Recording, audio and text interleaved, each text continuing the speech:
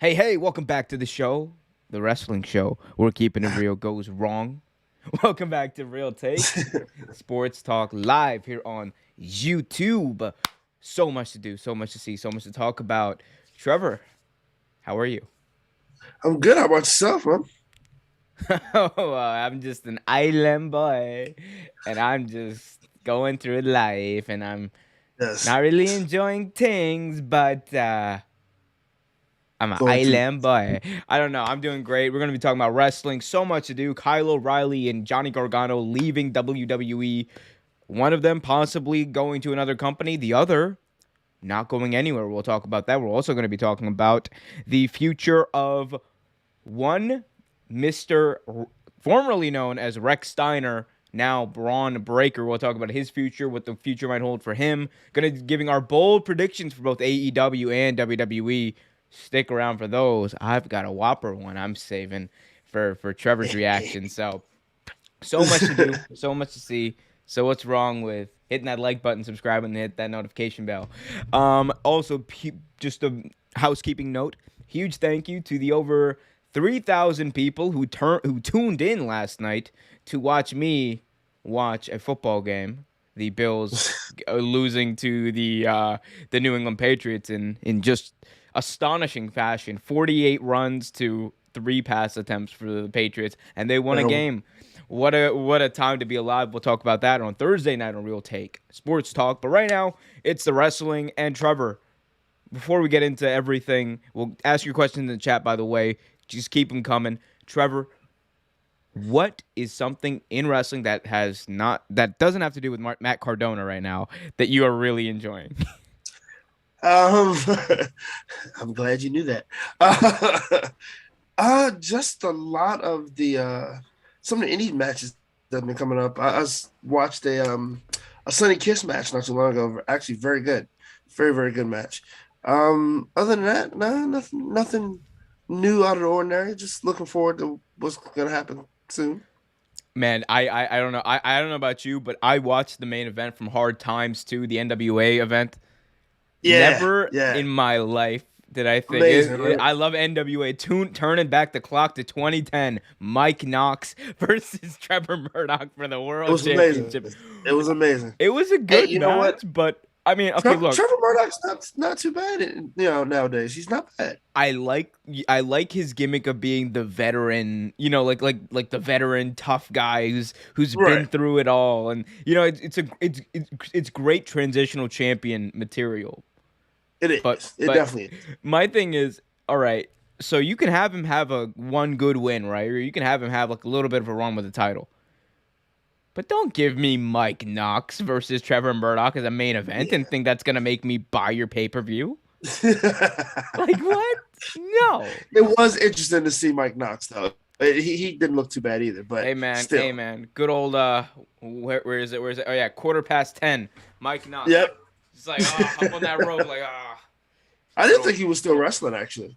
yeah. What you mean? He's always wrestling. He was in TNA just not too long ago. Like Yeah, he him was. and Snitsky. Him and Snitsky still out there doing good. Big shout out to Gene Snitsky. It was not his fault. I want it to be known. It was not his fault. It's not his fault. Not at all. No. Trevor, it could be your fault though if you don't hit that like button, subscribe, and hit that notification bell. Trevor, there was a pay-per-view event, or I don't know what to call it because it damn sure was not a takeover, but there No. was a pay-per-view event that took place this past weekend, this past Sunday, I believe it was War Games, Daddy.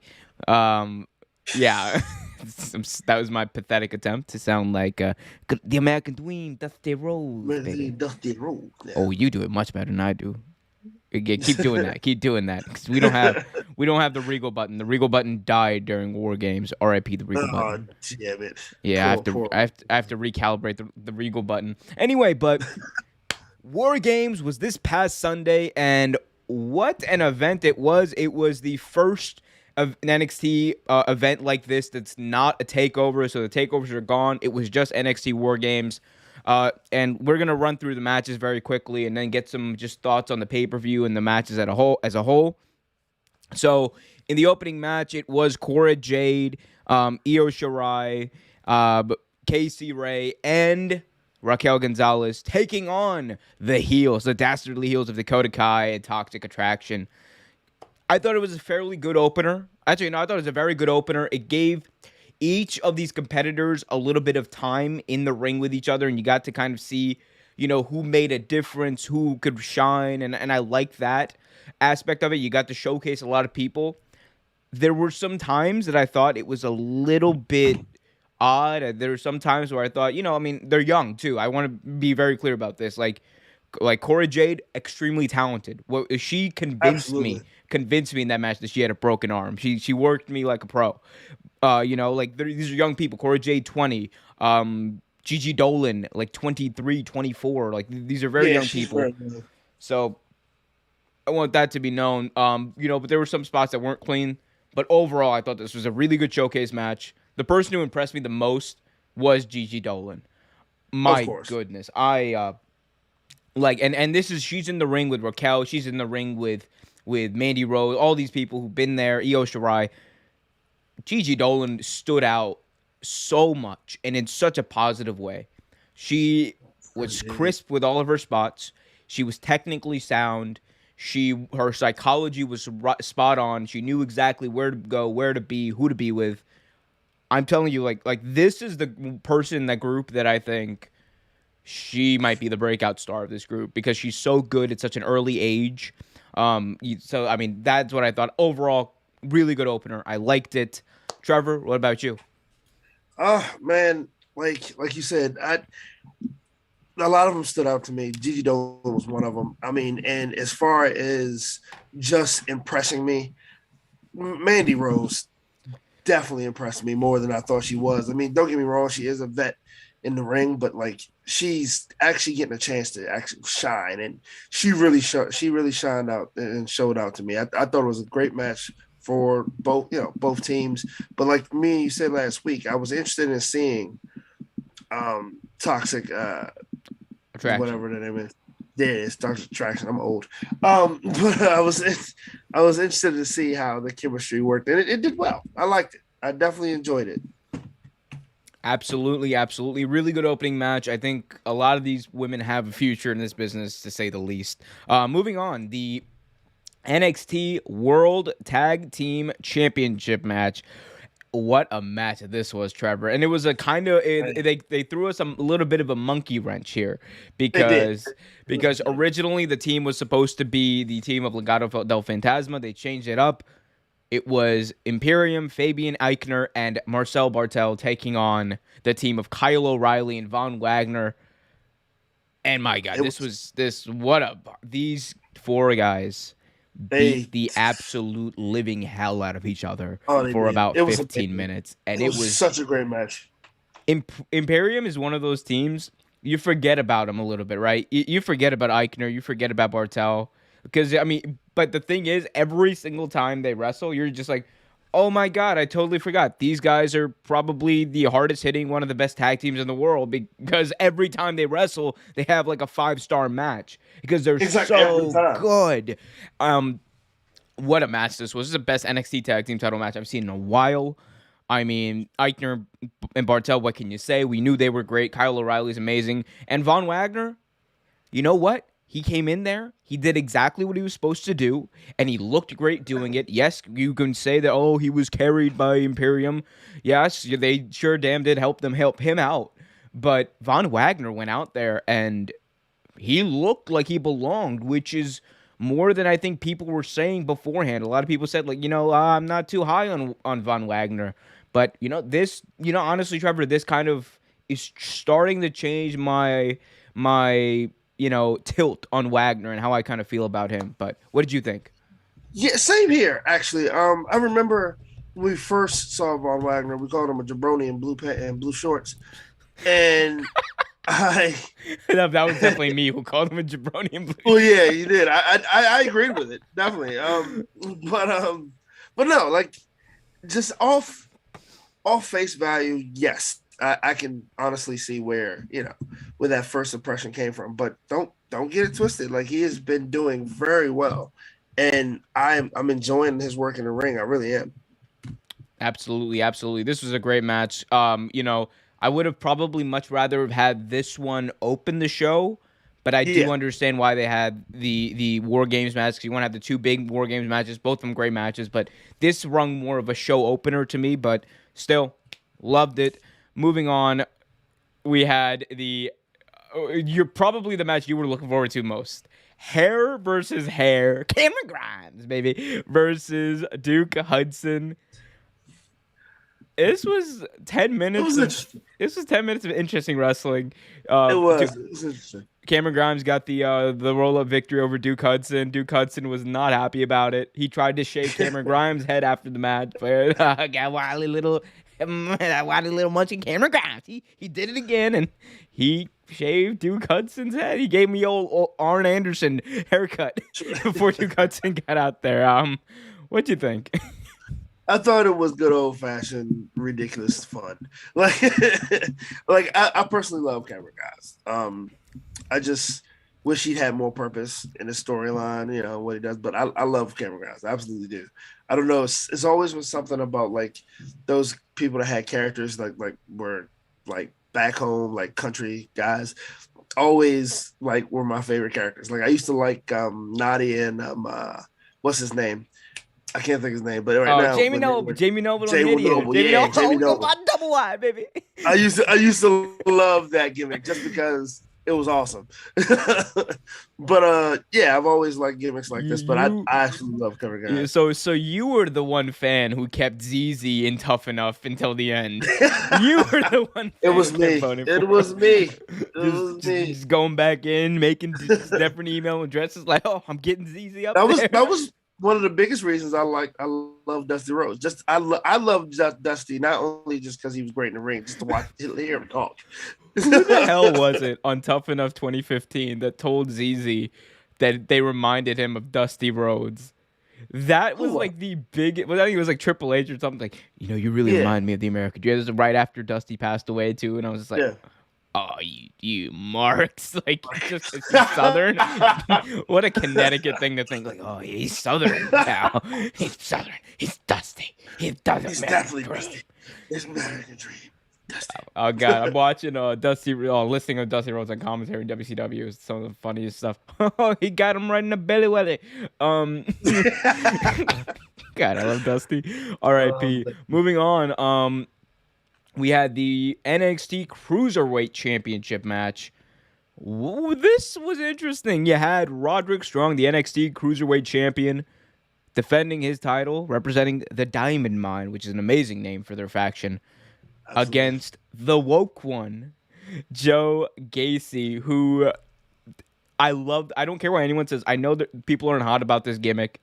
I love this gimmick because he literally, you know what the build up to this match was, Trevor?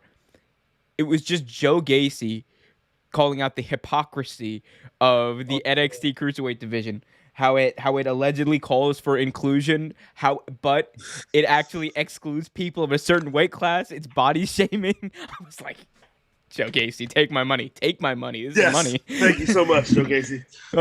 So 8 minutes of really good wrestling. I wish I'd seen more, honestly, because I think Joe Gacy can 100% work. I want to see this continue, hopefully. I don't know if it will, but Roderick Strong picked up the victory and retained his title in a fun match. Gacy can definitely work. A lot better working than most people give him credit for. It was a better match than I thought it was going to be, but it was a good match. Very good match. Absolutely. Not a 5-star classic, but good enough. Course. Good enough. It's kind of like hitting that like button, subscribing, and hitting that notification bell. Will it give you the automatic satisfaction? No, but it's good enough. It's good enough. Anyway, final match of the night. Arguably the match of the night for me. NXT Team 2.0. Team NXT 2.0. So much to break down there. Braun Breaker, Carmelo Hayes, Grayson Waller, and that jabroni Tony D'Angelo against Team Black and Gold, as they're called, or Team NXT. Johnny Gargano, Pete Dunne, Tommaso Ciampa, and for some ungodly reason, L.A. Knight. So, I mean, yeah, look. It was a great match. LA Knight fit the mold, right? But I'm just saying, like, You want to talk about like one of these things is not like the other. It's like Yeah, LA definitely. Knight. I'm a firm believer that you should have taken Von Wagner and Kyle O'Reilly out of that match, that tag team title match, and just put them on one each side. Like replace Tony D. He was fine in this match, but replace Tony D with Von Wagner. Replace LA Knight with Kyle O'Reilly, and you got yourself. I thought that's who it was going to be originally. I thought definitely it was going to be It's what Kyle it should O'Reilly have been. originally. It's what it should have been. Anyway, it wasn't. It was still a great match. Johnny Gargano came out to Rebel Heart in what will likely be his final appearance in NXT. We'll get to that in a second. But Trevor, hard hitting is the least you can say about this match. They brought in all the They brought weapons, it, all the tables. man. All the It plunder, was all the it was war good. games, daddy. War game, daddy. It was war game. Um, it was great. It was absolutely amazing. Like it was good. It was fun to watch. It was a lot of fun to watch. Like you said, 20 Sunday night, my God. Tony D could have set out, yeah, but like with all that being said, it was really a good match, and I honestly believe this will probably be Johnny Gargano's last match. Apparently, he has a message for the NXT crowd tonight. Yeah, as of this recording, we don't know what that message was, so we'll find out afterwards. Anyway, continue. Yep, absolutely. But other than that, yeah, I enjoyed the match. I definitely enjoyed the match. I figured, who was going to win, but still. Yep. Braun Breaker got the pinfall victory in this one over Tommaso Ciampa, the NXT champion. Could be a sign of things to come for him, but I thought Braun looked really strong. I thought the young guys went over, which is exactly what you wanted, considering we are in a new era of NXT. They looked strong in doing so. And I think Braun Breaker proved in this match. I think this match was a test for Braun Breaker. I'm not going to lie to you. We'll get more into him specifically. Yeah. And if this was a test, he passed with flying colors. He showed a different side of himself in this match because I don't know what it is. You know how like sometimes you're looking for it, Trevor, right? You're looking for Right. it out of a guy. Like, does he have that in-ring innate charisma? Because we know he can work. We know he's a powerlifter. We know he'll get better.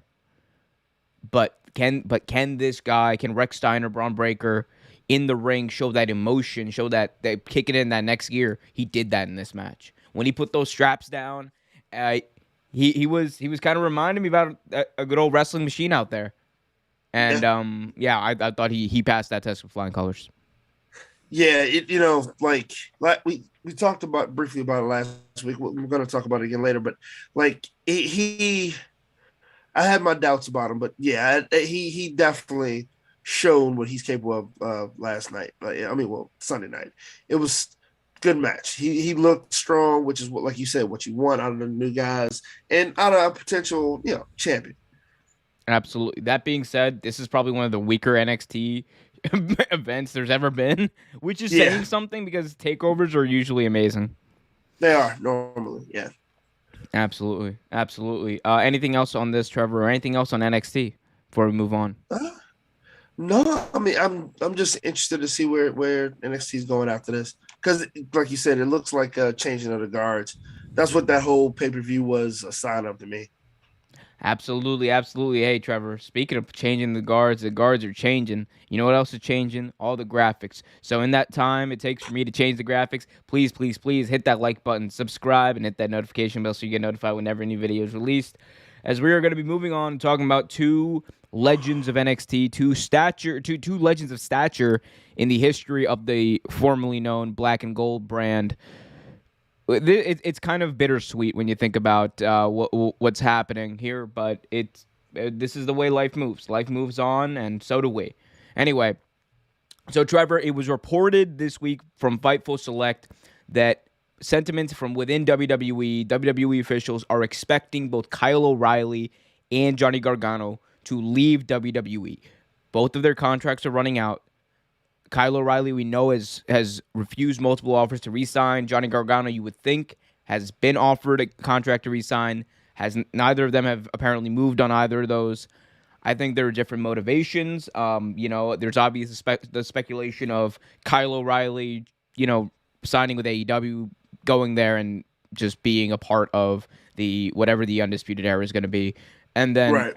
Johnny Gargano's in a bit of a different situation. His wife and him are having a child pretty soon, so you might see a little bit of a gap there for him. But what do you think about this sentiment from WWE that they expect these two to be gone, and what does this mean for No. the wrestling landscape in general? Uh-oh. Uh-oh. Uh-oh. You good? Or is it me? It's not me. All right. All right, how we doing? Can you Better? hear me? Can you hear me? I can hear you. Can you hear me? Yes, sir. Hey, technical difficulty. There's a lot. Goddamn, It pal. happens. Hey, Sid, it's a live show, pal. We're gonna bury you now. All right. Anyway, but so Kyle O'Reilly and Johnny Gargano seem to be leaving NXT, leaving WWE for very different reasons, but nonetheless, people expect them to be gone. What do you think about the reports that WWE officials are expecting them to be gone, and also, what does it mean for these two in the entire landscape of pro wrestling now? Well, my question is this: like, why would you expect them to be gone? Like, I mean, do you know something we don't? Did they just not resign, or is this something that you guys are planning? Like, what? Why do you believe that they're leaving? One, I mean, when you think about it, both these guys they're not dumb. They're not old by a long shot. They have a lot of wrestling to go. So it would make sense that they go to another landscape. I mean, the way NXT is changing as of now, but also there are a lot of opportunities for them to wrestle some quality younger guys too. So it's one of those things that doesn't make sense. But we say this a lot, and we're gonna keep saying it. But you have two of the hottest free agents, like in these two guys, like Gargano and O'Reilly, like. Any promotion can build around O'Reilly, and the same thing with Gargano, especially Gargano. Like Gargano's has so many great indie matches and Gargano's an amazing personality, amazing wrestler. Like any promotion would be happy to have him. Like you could honestly put him on MLW, put him in Impact, and honestly, he'll be your money grabber. Like he will draw fans, especially on Impact. Same thing with O'Reilly though. But any place they go, they'll do well. I honestly believe they're gonna go through that forbidden door though. I think they're gonna go to New Japan. Ooh, wait. Well, you're calling O'Reilly and Gargano going to New Japan now. One of them, at least one of them, especially Gargano. Gargano, I can see. So, I hear that. I mean, Johnny Gargano, I could see in one universe going to New Japan. But I think it's two very different situations, right? Kyle O'Reilly is someone who right now, if he goes away, he's going to AEW. There is no question in my mind. If I had to put money on it's set up for him right now. It's right there. Bobby Fish is there. Adam Cole is there. He can make a lot of money just on merch, and he's going to be paid probably more than he would be in WWE. At least if he stayed on NXT, he'd definitely be paid more in AEW. So there's that aspect of it, right? And then you go into the other aspect of Kyle O'Reilly's decision-making is all of my friends that were here in NXT are now there. The ones I was closest to, the ones I worked with, Bobby Fish, Adam Cole, baby. And where's the places where he can go and work and make money? It's over there. Where's the opportunity? It's over there. Where can he go work in New Japan? It's all in AEW. All in AEW, yeah. So for Kyle O'Reilly specifically, all signs point to one place. It's not MLW. It's not Ring of Honor. It's definitely not Ring of Honor. It's not NWA. It's not Impact. It's AEW. That's a no-brainer. For Gargano, bit of a different situation. Don't be surprised, I think, if initially, like right during this period, if Johnny Gargano just says, I'm going to be a dad. Because, his wife, who's also a wrestler, Candice LeRae, his wife is about to have a child. Johnny Gargano is someone who talks about his family, who has moved that into an on-screen type of thing as well. And expect him, I think, to just take like a few months off. Wait his moment. Like I kind of been saying with the whole Bray Wyatt situation. Take your moment. Take your time. Don't rush. And when it's time to make a decision, he can make a decision. And don't be surprised, honestly, if we see Gargano maybe do like a run in Impact or something, or a run in I wouldn't be NWA, surprised. because the thing is, for Gargano, it would work because he can just do a run of tapings in like TNA, or sorry, Impact, as everyone in the comments is going to tell me. But he can do a run of tapings in Impact for like, he can do like I think a few months of TV basically in just a matter of like 2 weeks or something. Like, so, and get paid off of that. So that'll keep him busy. That'll keep him relevant somewhat and keep his name out there. And he'll also be able to be at home for a long stretch there. So he might do that before eventually making a more long-term decision. And where can he make the long-term decision? AEW, New Japan. Outside of that, there's really no company that I think has the money and the I think consistency to pay and to keep Johnny Gargano happy at the level where, one, he's worth, two, should be at. I think that's kind of what's going to go into this decision. There's only really two companies left, especially since Ring of Honor is now gone for the time being. We'll talk about that in a second. But, don't be surprised if Johnny Wrestling says, pump the brakes. I'm gonna go be Johnny Daddy for a minute, or Johnny Papa. That Daddy sounds weird. I'm gonna go be Johnny Papa for a minute, and then although please don't be Papa John. It's like, Johnny, could you imagine Johnny Gargano comes back? It's like, I'm Papa John. I've eaten 10 pizzas a day for the past 30 days. Your day of reckoning is coming. Oh, dear. Oh my God, dude. I can't believe you Papa John. I can't believe Papa John. This clown. Do you hear the interview he did? Like, you know why he got fired, right? Originally, yeah. You know about the interview he did, like, afterwards, explaining, like, what about... No. Okay, I don't think you heard. So, I mean, this has nothing to do with wrestling. It's just me talking crap about Papa John. But, so, Papa John got fired for saying a racial slur. That everyone knows what it is. He comes back and does an interview where he says, I've been working really hard to get that out of my vocabulary. Oh, I did hear. Okay. And mind you, Trevor, this is like a year and a half after the fact. I'm like, dude, it took you a year and a half to begin to get this word out of your vocabulary? What kind of dude is this? Like, oh, man. Papa Hilarious. John. Yo, book it. Gargano versus Joe Gacy. Papa John. I really hope it happens, though. I really hope Papa John happens. That'd be amazing. That would be terrible. It would be terrible. Yeah. Here, I'll ask you a question while I change graphics and stuff. Where do you think... Sure, so, let's say O'Reilly goes to AEW, right? I think that's a boom right there. It's a fit. How do you think they're going to play the whole breakup angle between O'Reilly... Well, Adam Cole and the Elite, because especially since Kenny Omega isn't on TV right now, like that's what it's gonna happen. At some point, it's gonna happen. I don't know. Like, I think it's gonna be one of those things where like Adam Cole feels like they're stifling him. He's not getting maybe the exposure he deserves, or something around that angle. Because I mean, they're eventually introducing Trios Championship anyway, so. If they do it like that, I mean, you got the whatever you're gonna call them. There's three of them. They could go, they could go for the Trios Championship. It's a bunch of angles you can do with that. You should call them like the Shockmasters. It's like, it's all about the boom, and then just fall down.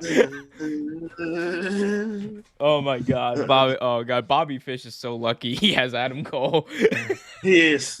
Poor man. He really is. I love Bobby Fish. Amazing worker. Absolutely one of the best in the world as far as in ring goes. I'm just saying that no charisma. No charisma.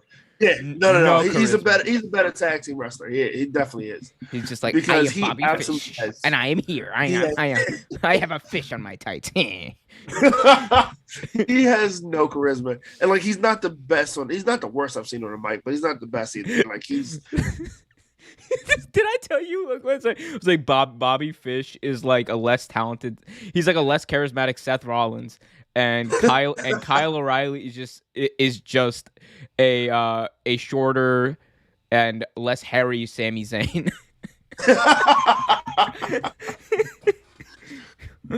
Even though I love O'Reilly's dance to the ring, it just looks like he's having all kinds of conniptions.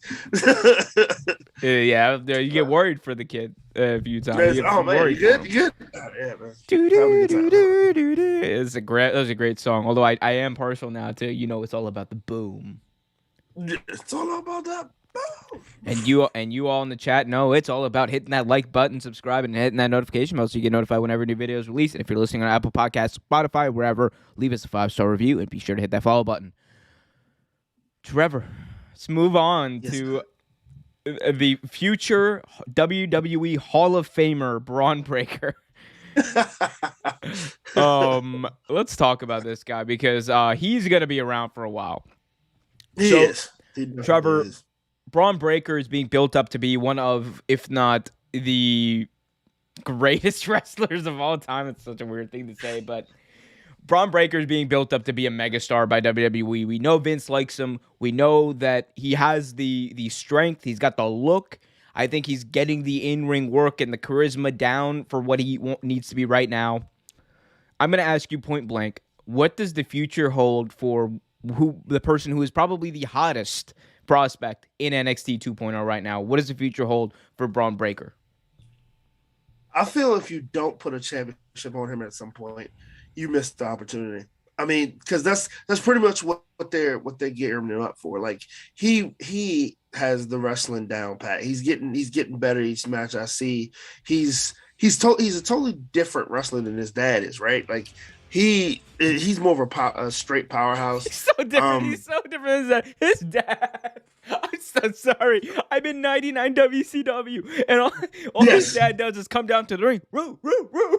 Yep. At this point.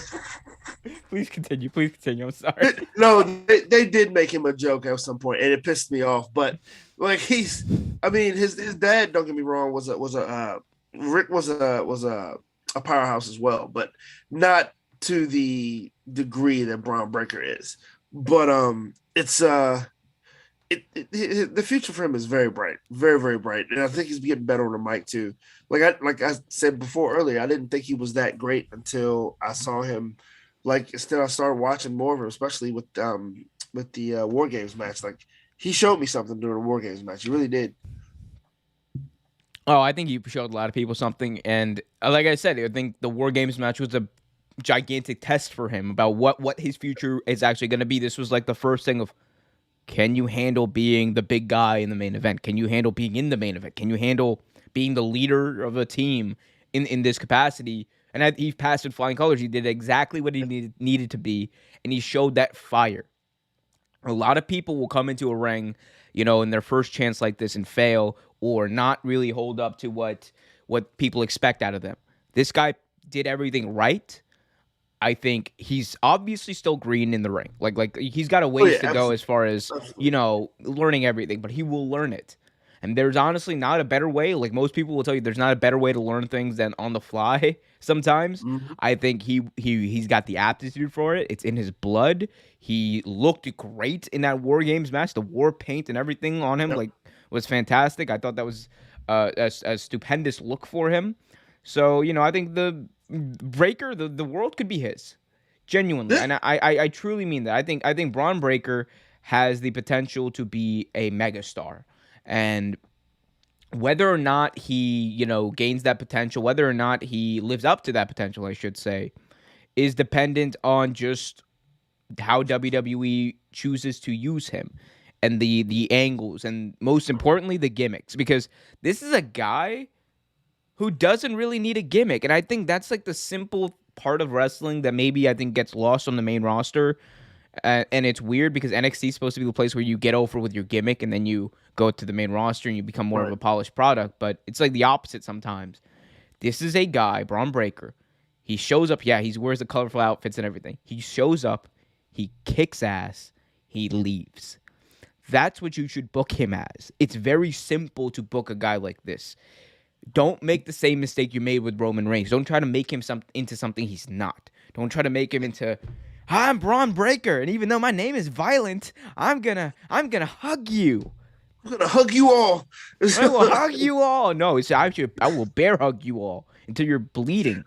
Like no, he should be violent. He should be trying to murder people in the ring. Kayfabe. He should. Um, He should. no, but I mean that's the one thing. It's just how he's going to be used. I think moving forward is going to be a thing to watch. Other than that, he's got all the potential in the world.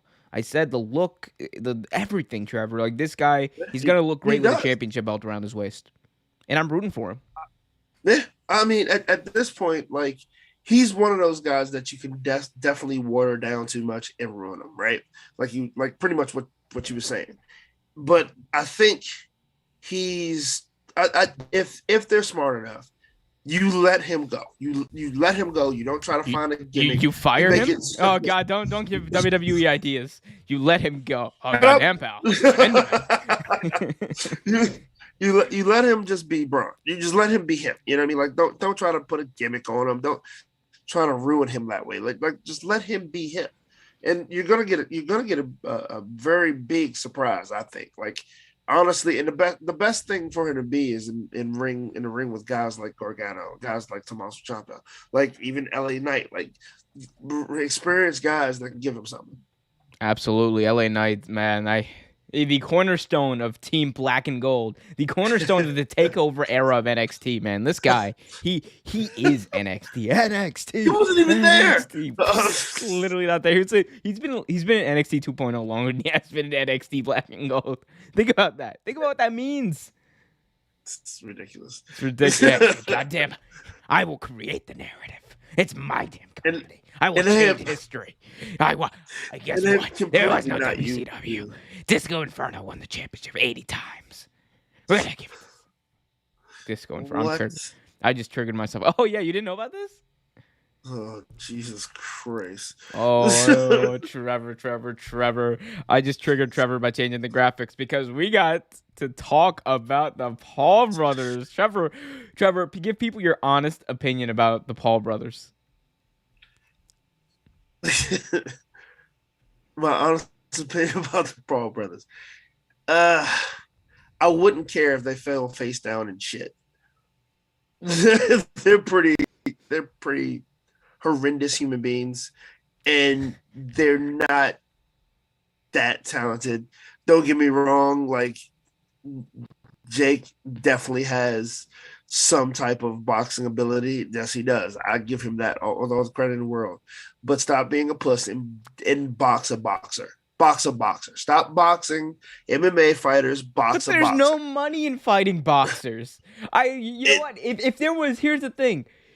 He can make like $100 million a fighting like a TikToker or fighting I get that why part. It is, but it's like okay, it's like me saying, you know what, I'm the greatest fighter on YouTube and fight nobody. Like that's what he's doing. He's saying us fighting. It's like no, right? It's exactly like us fighting because we're friends. But we can. I'll do a heel turn on you if I can make $100 million.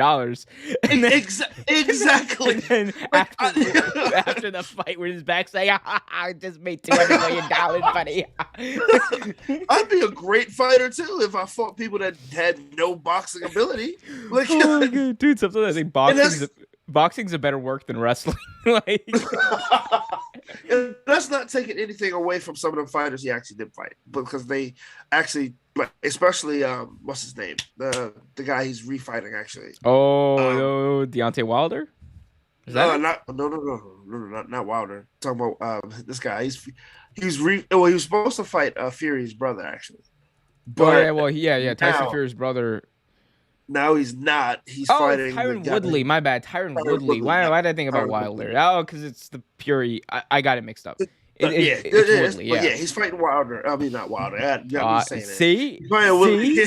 Not just. He's fighting Woodley again, and actually, that was probably his best fight. Woodley actually has some hands. Like, I mean, he is an MMA fighter, but he actually has some hands. He's got some hands. He lost to a YouTuber. But tragic. Anyway, Trevor, but let's go back to the Paul brothers. So the Paul brothers could be very soon making their debuts in WWE? Well, Big E, the current WWE champion, was asked about the Paul brothers, and he said, and I quote, "Wouldn't surprise me to see Jake and Logan Paul compete in WWE." Logan Paul obviously was at WrestleMania this past year. He was in Sami Zayn's corner, looking like a jabroni who had never watched wrestling in his life, and then he got stunned, and he was literally hurt. He literally got hurt when Kevin Owens gave him the stunner. But he's been around for a little bit. Jake Paul is someone who I think will thrive immensely in pro wrestling and make a lot of money doing it. So I think the business attracts these two because it's such a showmanship. It's built on showmanship, and because it's a work that's all these brothers know how to do. What do you think about this? What do you think about Big E, especially saying that it wouldn't surprise him to see them in WWE one day? In all honesty, it wouldn't surprise me either. I mean, pretty much like you said, that their whole career is a work. So I mean, they're used to it. And it you know, anybody who does like good YouTubers, I'll give them that. They are decent YouTubers, like, and they have done this for a while. Like, anyone that does something like this possibly has the mentality to be a wrestler, right? I mean, it's a pretty easy switch over for some. Other than that, they would give me another reason not to watch WWE. I don't care if they ever come to WWE, but I think they would do well, unfortunately, especially Jake.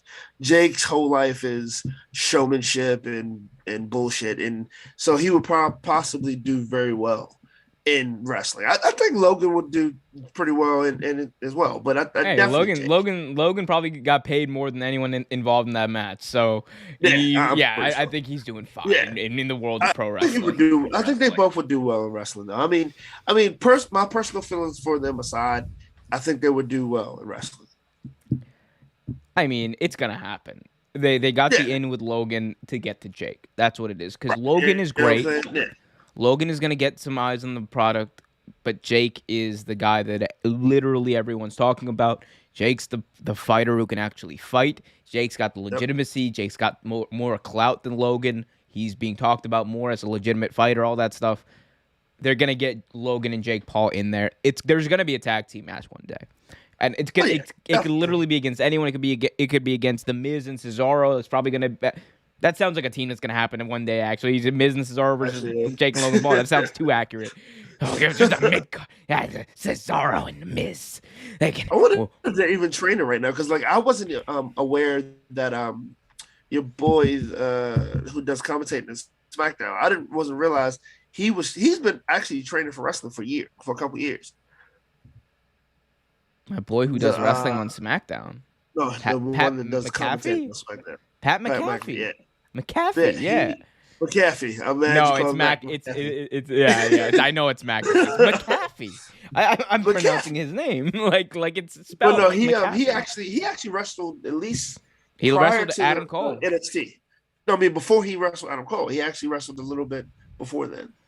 So but it's gonna be hilarious. It's gonna be. I think a lot of people are gonna be attracted to these two being in the ring just for one reason. To see them get their ass kicked. That's why anyone watches their fights. That's why anyone orders their fights. That's why they pay these people money, because they eventually want to see them get their ass kicked. Same thing with Conor McGregor. Similar thing with Kobe Covington. Yeah. You just want to see them get beat up. Yeah. And that's why a lot of people tune in. Another thing with CM Punk. A lot of people didn't like CM Punk when he came to the UFC. But what they do, when he started wrestling, they're like, or when he started fighting, they're like, I'm gonna show him who's boss by giving him my money. It's like when WWE came out with that Cena Sucks t-shirt, and you saw like all these marks buying the Cena Sucks t-shirt, and then I was like, dude, you got worked so hard. You worked so hard. You did what they wanted you to do. I'm gonna show you, John Cena. Take my $25.99. Like, take this. I'm gonna take that shirt too. And Cena was like, okay, cool, I'll take it. All right, cool. You guys can boo, you guys can laugh, you guys can do whatever you want. I'm still getting paid. I mean, it's, yeah, that's see, pretty much why. everyone when you know how John Cena says hustle, loyalty, and respect, everyone forgets about the first one, hustle. It's Hustle. like, Yeah. It's all a hustle. hustle, bro. It's a It's all hustle. a hustle. Like, gee, everyone's like, oh, he's so bland with this loyalty and respect. Hey, bro, that hustle, bro. He's a A heel. hustle, He's a heel at heart. He's a heel at heart. I mean, they bought his rap album. They bought his. Hey, he had his one decent t-shirts. rap on there. He had one decent song on that album. Don't mess with John One, Cena. man. He's a bad, bad man. That song was hard. Hey, bad man.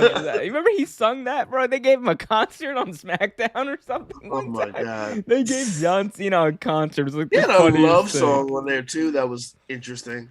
Oh my God, no! I was like, the favorite one is like when The Rock came out with. Didn't The Rock have like one? Like he had like a song. It was a song about pie. Yeah. Yeah, it was a song about pie. It's like you pie.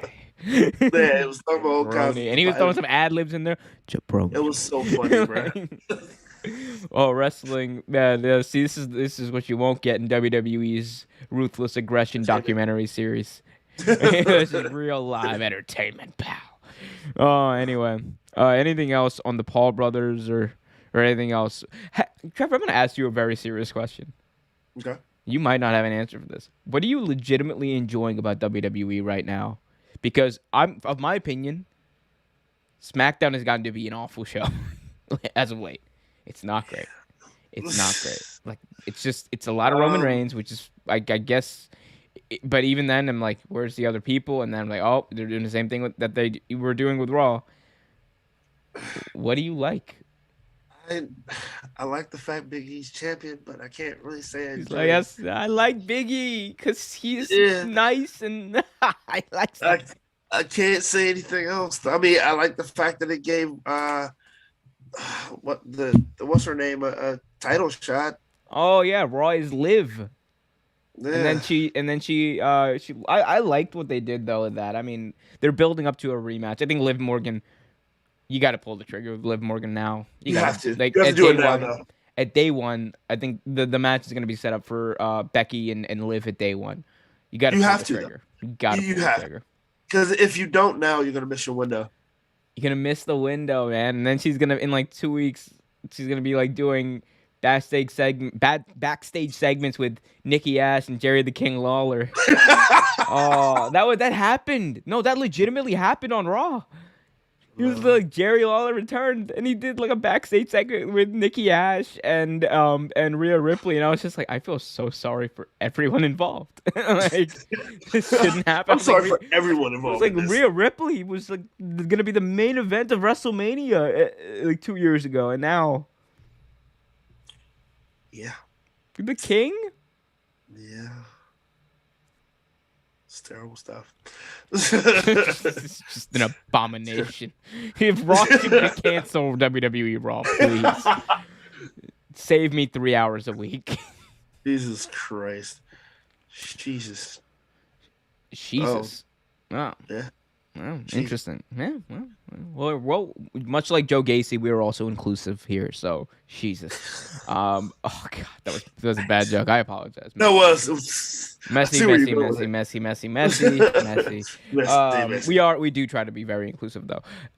Anyway, I don't really have a transition to this next thing because it is kind of heavy. So just be prepared for that. We're about to talk about something that is not pleasant and just, sad in a lot of ways, but we got to be hopeful, I guess. Trevor,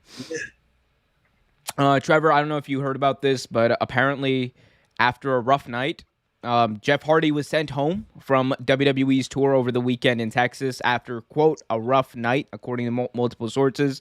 He was wrestling in the main event tag team match.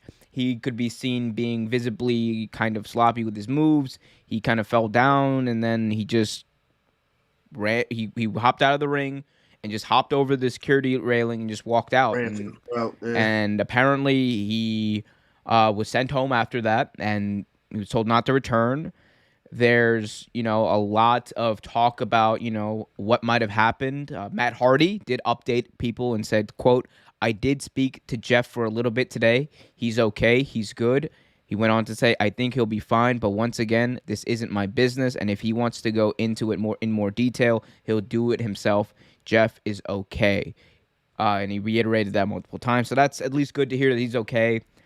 We obviously know that Jeff Hardy's had a history of what he's had a history of. We don't need to go too much into that. Yeah, And I don't yeah. want to speculate too much about what's going on. We all have rough days.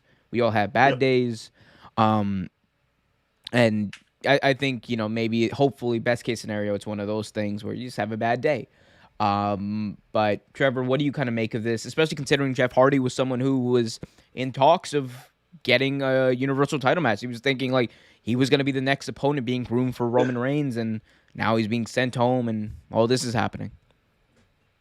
Yeah, it was. I saw the videos. It was kind of it. I won't necessarily say like disturbing to watch, but it was definitely interesting to watch. Yeah. You could definitely see like him fall down a couple times and things like that. Until that point, I thought he was okay. Until I didn't really understand the reason for the video until I did see him visibly like fall down and like stay down longer than he was supposed to. And then even when he jumped out of the ring and left, it didn't seem like Jeff Hardy. You know what I mean? Like certain things, certain times. I've been watching Jeff for a very long time. Even when Jeff was a jobber, when Jeff and Matt were just jobbers and jobbing to the likes of the Undertaker and Earthquake and guys like that. Like I remember them on Saturday nights, Saturday morning superstars. It's just not like Jeff. Like, I mean, again, like you said, he's had issues with what he's had issues with in the past, but that's just that didn't look like Jeff. Like you never want to speculate what's going on with someone. You never know, especially because you don't know, you don't walk in their shoes, you don't know what they're going through. But just hope everything comes out for the best, and whatever he is going through, that he gets through it in a speedy recovery. Yeah, absolutely. And like there's a reason I don't want to, because also I don't want to say anything that isn't true, especially with someone who has that history. Like I'm not gonna say it's one thing or another. I'll just like say what we do know. He was on the Stone Cold Steve Austin podcast recently on WWE Network, talking about how he feels like he's in a good place right now, and this is very recent, like up a few weeks ago. He felt like he was saying he felt like he was in a good place. He was finally like steady in his life. He was, things were going good in WWE again. And I mean, Jeff Hardy's one of these. He's one of the wildest stories in wrestling, because he's someone, both figuratively and literally, Trevor. Like he falls down a lot. He crashes and burns, but he always picks himself up. And I don't want to say this is a crash or a burn or anything like that, but I have a lot of hope that Jeff Hardy has been through worse, hopefully. We know he's been through a lot of bad stuff in his life, and I have a lot of hope that he will, be able to pick things up, move forward, and again, continue on, the path of happiness. Like I think that's like the main thing. And again, I want to reiterate it, because I know there's going to be a lot of people who are going to speculate, oh, he's done this, he's done that. There is no reporting about he was, high. There's no reporting about, he was, on drugs or anything like that. So no substance abuse at all. There's no substance abuse that's been reported. We're not going to speculate like past that. I'm not going to even talk about those types of things, because that would be just pure speculation about, something that doesn't need to be touched in someone's private life, which like, I think like, I mean, like that's just like, especially when we don't know it to be true. It's one thing if like we know it to be true and we talk about it and all that stuff, but we don't know it to be true, and I don't want to speak on that, especially with someone who has that history, because it very well could have been a bad day. We've seen people like Neville. We've seen people like Neville. Neville literally just said, "Fuck this, I'm going." CM Punk, what did he do? I know I'm not trying to like compare the situations, but we've seen people have like bad things. I'm out. I'm done. I'm leaving. You don't know left what the building. goes on in a person's mind. This could very well just be professional. Could very well just be professional. Like, I'm done. Yeah. Who knows? But I mean, that's best case too. I mean, you just don't know. Like, I mean, like you said, like it could be anything. You could have just been tired of it that day, or just like something happened and he wasn't mentally prepared to be there. Like, I mean, it's just it's a bunch of different things. You don't want to speculate anything, especially negatively. You just hope for the best. Yeah, absolutely. Hope for the best. And yeah, our thoughts, prayers go out to Jeff Hardy, everyone, who's with him and his family. Hopefully you're doing all right, Jeff. I'd love to see it. Anyway, guys, I also love to see you guys hit that like button, subscribe, and hit that notification bell so you get notified whenever a new video is released. Trevor, we're on a roll, so let's keep on rolling, baby, and talk about WWE, daddy. Trevor, 2020 is definitely done. Thank God. Trevor, 2021 is wrapping up, and what a year it's been in wrestling. To commemorate the year 2021, Trevor, I thought this would be a good idea for us to do bold predictions for the year 2022, since it's just around the corner. And I was thinking you go first, or you go first, I'll go second. Like, we'll kind of rotate off of that. So, Trevor, again, like I said, 2021's been a wild year. What do you expect to see out of WWE in 2022? What is your first bold prediction for WWE in the year 2022? First bold prediction in year 2022. I believe Roman Reigns will drop the belt. To who? Brock Lesnar. On day one? No, I didn't. I didn't say right away. But in 2021, you're a sneaky fellow. You're like, I got that pay-per-view coming up. I know that's a bold prediction. Roman Reigns gonna lose, and it's gonna. Oh shit, he's facing Lesnar literally the first day of 2022. That's an interesting one. That's a very interesting one, Trevor. I have some that are gonna just completely surprise and probably get everyone stirred up. I'm gonna save the worst one for last, but. My number one bold prediction is Braun Breaker will win the Royal Rumble, entering at number 30, and main event and win a world championship, likely the WWE title at WrestleMania. Do you think they're going to push him up that quick? I think they're going to leave him in NXT. I don't see a future for him in NXT. I don't. He's not an NXT guy. Put him on the main roster. Yeah, you're right. He's a superstar in the making. He definitely is. He really, really is. And he's a perfect heel. He's a perfect heel for Big E. Just two big, meaty, beefy men. I gotta have Big E versus Braun Breaker. Daddy. Yeah, this guy, right? He knows what I'm talking about. He's like, I gotta get that beef. I think that sounds like a way that WWE would do it too. That's my bold prediction for that. All right. Back to you, Trevor. I think that's a good one. Let's see. Another bold prediction. Okay. Then this is just probably a spoiler, but if the Paul brothers do come to WWE and they are a tag team, they win the tag team championships. Oh no! Oh, Vince would do that though.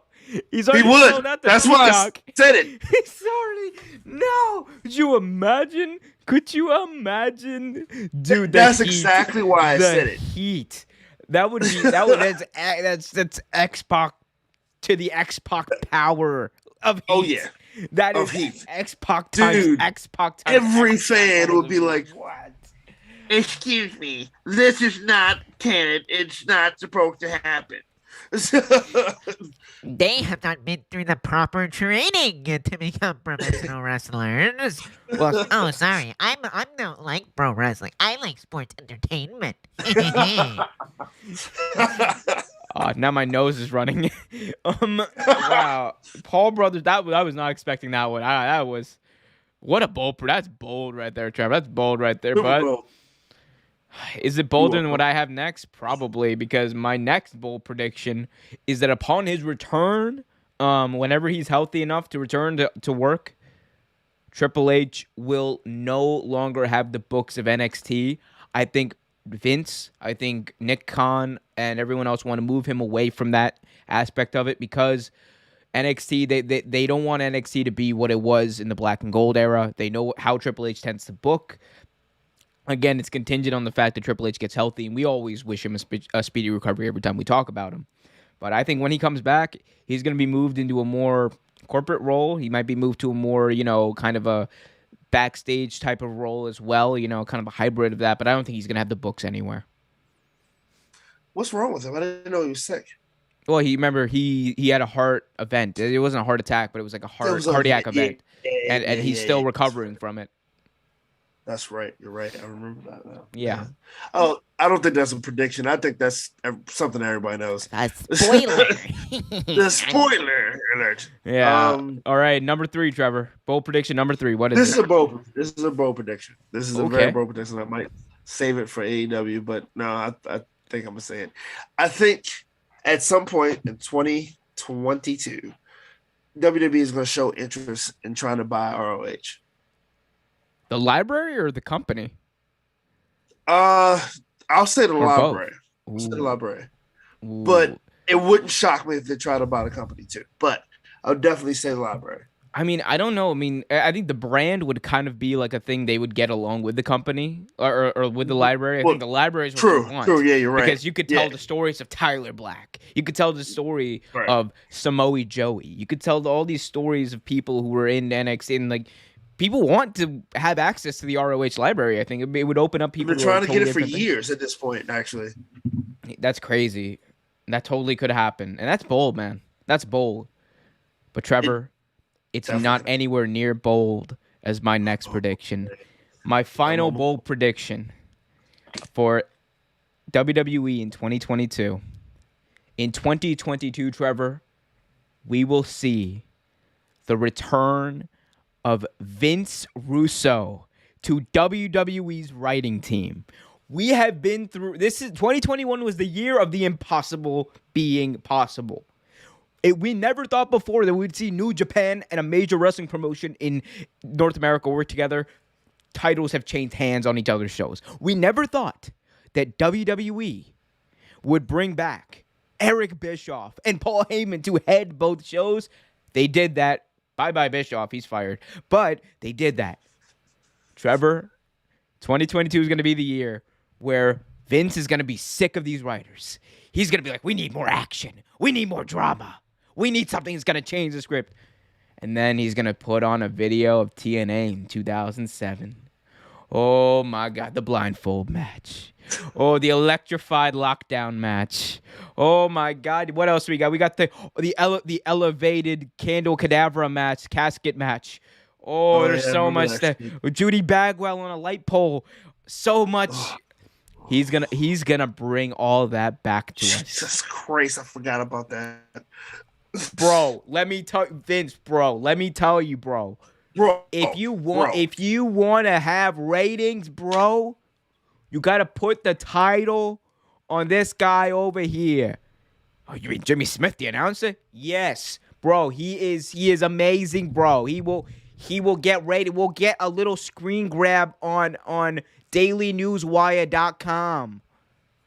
I can't believe Vince Russo has ever had a job that long. TNA fired him and hired him back and then hid it from Spike TV. TNA literally lost their TV deal because they brought Vince Russo back.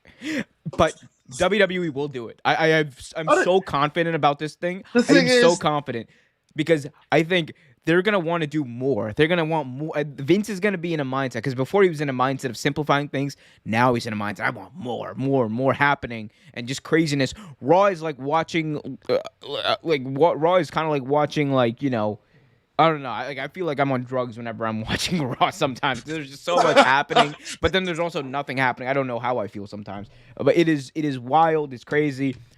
Imagine Vince Russo coming back because, dude, we never thought CM Punk would come back. It happened. We never thought but the impossible happened. Coming back, bro. When I tell you, it's totally not a work. When I say this to you, bro, I'm coming back. Like I talk to Vince on a nightly basis. On a nightly basis, Vince exclusively calls me, and I'm like, bro, you know what, bro? I just don't feel like it. I just don't feel like it. You know, I got my family, I got Jesus, I got some stromboli cooking in the oven. I got so much to do, bro. But if you're paying me, bro, I'll come back, bro, and we can light a fire under this ass, bro, and we can go. Demonetized. Vince Russo is actually one of my more fun impressions to do.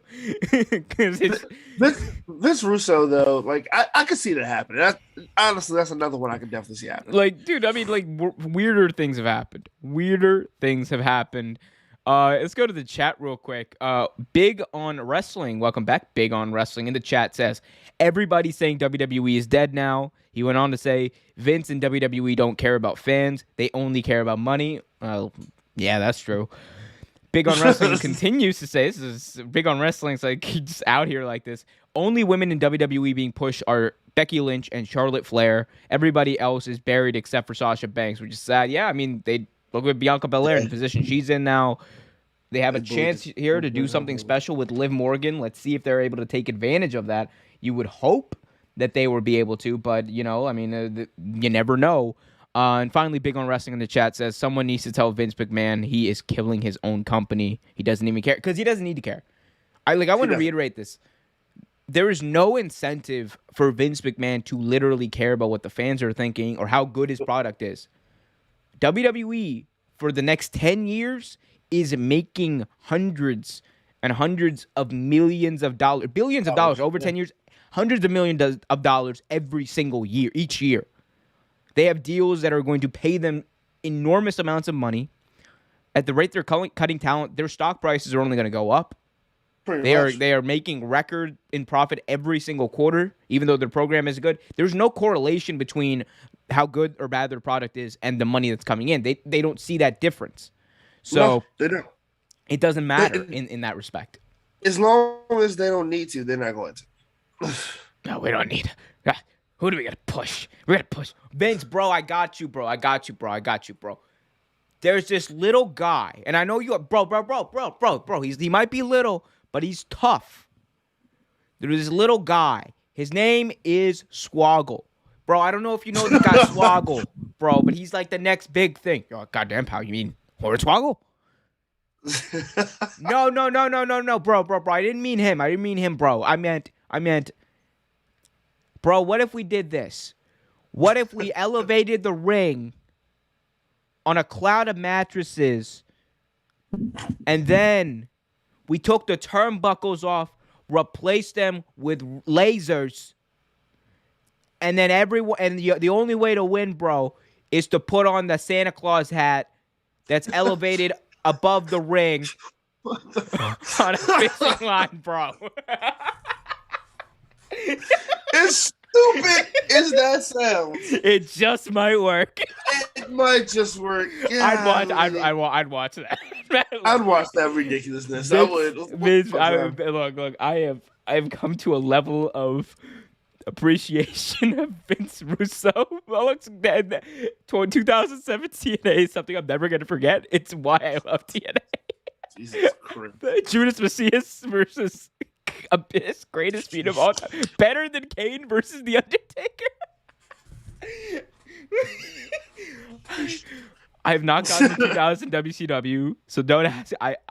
I'll get there eventually, and I will see how terrible it is and definitely change my mind on this. You will. You definitely will. Vince Russo deserves a job in sports entertainment. That's all I will say. He deserves a job in sports entertainment. Oh, God. Oh, God. It was... Can I ask you a question, Trevor? What do you think, Yes. in your opinion, what is the worst thing Vince Russo's ever booked? Just what's the worst thing he's ever booked? By himself? Or just in general, I guess. Like, I mean, like for you, it's like the one thing or one instance, one whatever that comes to mind for you. Didn't he have something to do with the Brawl for All? Oh, bro. Bro, I know where it'll work, bro. Well, what if we just get someone and go out there and beat the shit out of JBL, bro? Cause he called me a dumbass backstage, bro. The The Brawl for All was That was quite his possibly idea. one of the worst That was things his I've ever idea. seen. That was a I bad know it was. idea. That was a really bad idea. Even you know how it's a bad. You know how you know it's a bad idea when Jimmy Cornette says, "Hey, look, that's fucking stupid." I don't know. He said that about like everything AEW's done ever. So Well, true, but but when he stands by it, like, dude, that was terrible. That was so bad. Even JR was like, I don't even know why we did that. I once witnessed. I don't even know how to put this. So there are many things you can point to. There's Absolutely. there's the fact that he booked David Arquette to win the world title. He tried to book Tank Abbott to win the WCW World Championship. The fact that I don't know, I've not seen everything from WCW in 2000. It's right around the corner for me in my journey of rewatching WCW. So we'll see what happens there. But I did watch TNA. The electrified steel cage match was pretty shit. The electrified steel cage blindfold match was somehow even worse. The elevated casket candelabra match, I don't even know how to. I don't know what the fuck that was. I don't even know how to explain it. Like the only way to win is there. This actually might be the stupidest thing you know. So let me explain this. So there's a casket in the middle of the ring. All right, and by the way, this is a TNA ring. The TNA ring is not only is it smaller than the WWE ring, a TNA ring is like the AEW Ring of Honor ring with the corners shaved off. So it's even smaller than that. Like it's like 14 by something, right? So they put the casket is lowered down on like a rig somehow. It's lowered down. And there's just this, you're working in the space that's like the size of my bed. All right, you got two big men, Sting and Abyss, and okay, so and in the corners there's you know great tombstones and there's candles. That's why I call it a candelabra match. There's like candles that have like the fake lights on them, and they rip apart when Sting cuts the ticket up. It's just so shit. And the only way to win is to put your opponent into the casket and then raise it up to the top of the arena. Well, and it's so funny because in the finish of the match, Sting puts Abyss through the casket and they raise it up. The smoke goes up.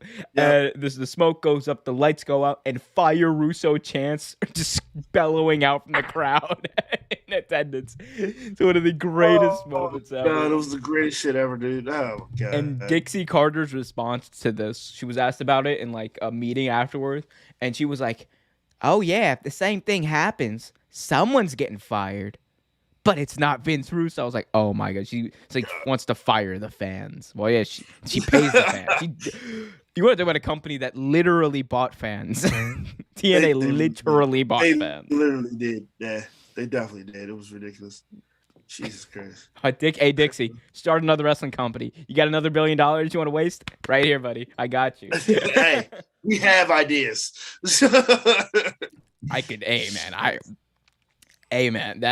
Trevor, I'm just like the spiky ringed mattress on a I don't even know what was I saying. What was it? It was like a briefcase elevator. Yeah, I don't even know. Something like that. It was dumb.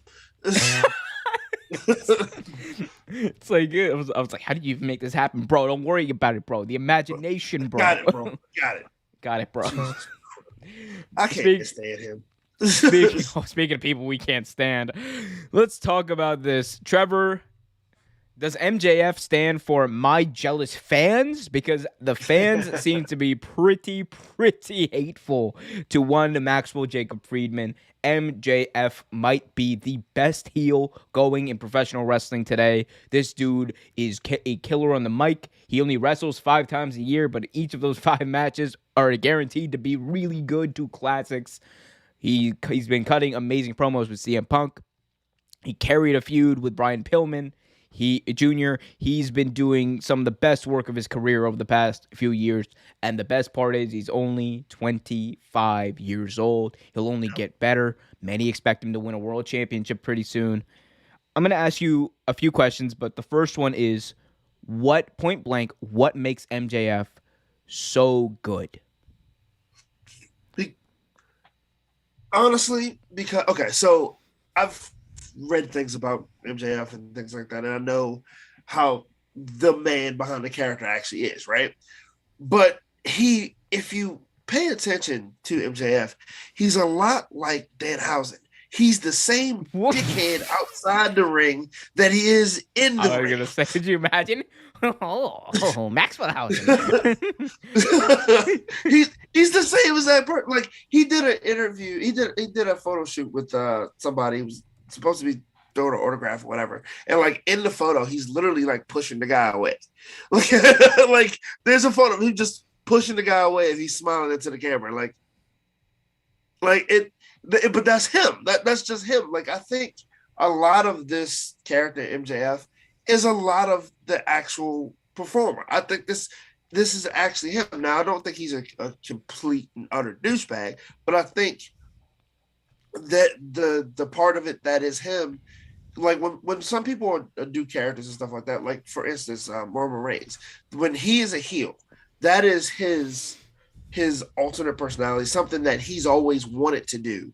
Because he's always said he wanted to be a heel, and he became a great one. I'm thinking that's the same thing with MJF. I think, honestly, MJF is a great heel because in real life, he's one of the nicest human beings possible. Like, I think that's what. That's actually not true. Brian Danielson. Brian Danielson literally said Brian. Well, I mean, I'm sure he's got to be kind to an extent, right? But Brian Danielson literally like, yeah, no, MJF in real life is kind of an asshole because apparently he was going backstage and he came up to Brian. He was like, "Hey, yeah, I've been taken down in my entire amateur wrestling career. I've never been taken down with a double leg takedown. Been taken down with a single leg takedown, but never a double leg takedown." And Brian Danielson was like, "Oh wow, really? How long were you wrestling?" He's like, "Yeah, I quit after my freshman year of high school." And I was like, and Brian's like, "Wait a minute, what?" Like I said, he does that outside. Like, you'll see, like I said, take pictures with fans. He acts like an ass, but I don't know if that's, like I said, it's his character. But you never know. This man called his own mother a skank. He did. He definitely did, and a number of other people. Yeah. He's absolutely amazing. I think what makes him so great is MJF is like I think he's a revolutionary heel because one, he's kind of modernized what it's like to be a heel because he's I think he's like that next evolution of heel, if that makes sense, right? Because there was the Ivan Kolovs of the world back in like the 70s and whatnot, and I'm a Russian and I hate America and the vodka, and you move on and you have like the very dastardly heels of the 90s. You just I'm an Earthquake, a Jack Tunney, and you got like your Earthquake, all those guys. Then you move over to the cool heels, and now you have MJF. You have MJF who is just an asshole. That's the gimmick. That's the reality. He's just an asshole. But what makes him modern and what makes him so, I think, work, he's able to toe that line of what's acceptable and what's not, because he will. Everything is on limit. Like outside of like racism and homophobia, everything is on the table for this guy, and he will go to all those lengths. But he will never mess up and say anything like that, because he's the guy who also calls like people like he goes after Hulk Hogan all the time in interviews. Like he's like, yeah, why would I talk about a racist? Why would I like a racist? Because Hulk Hogan's a racist. So like he does those things. Like I'm like, hey man, it's true. And then like a lot of the things he says, you don't like them, but they're true. And that's what gets you. That's what makes him such a good heel. He's able to talk to a younger audience as well, because he is 25 years old. This guy's just amazing. And I think it's that combination of knowing exactly what he can say and being able to just willing to take a little bit of risk too. I think that really makes him so great. Also, the fact that he is, in fact, better than you, and you know it. I think that's the. I think that's it. I think that's just it. Like he's better. We know he's great. We know he's great. We know he's young and he's only going to get better, and that's freaking scary. It's scary how good MJF can be. Yeah, it is. Like, I mean, I honestly believe he's doing the Miz's gimmick better than Miz is doing it right now.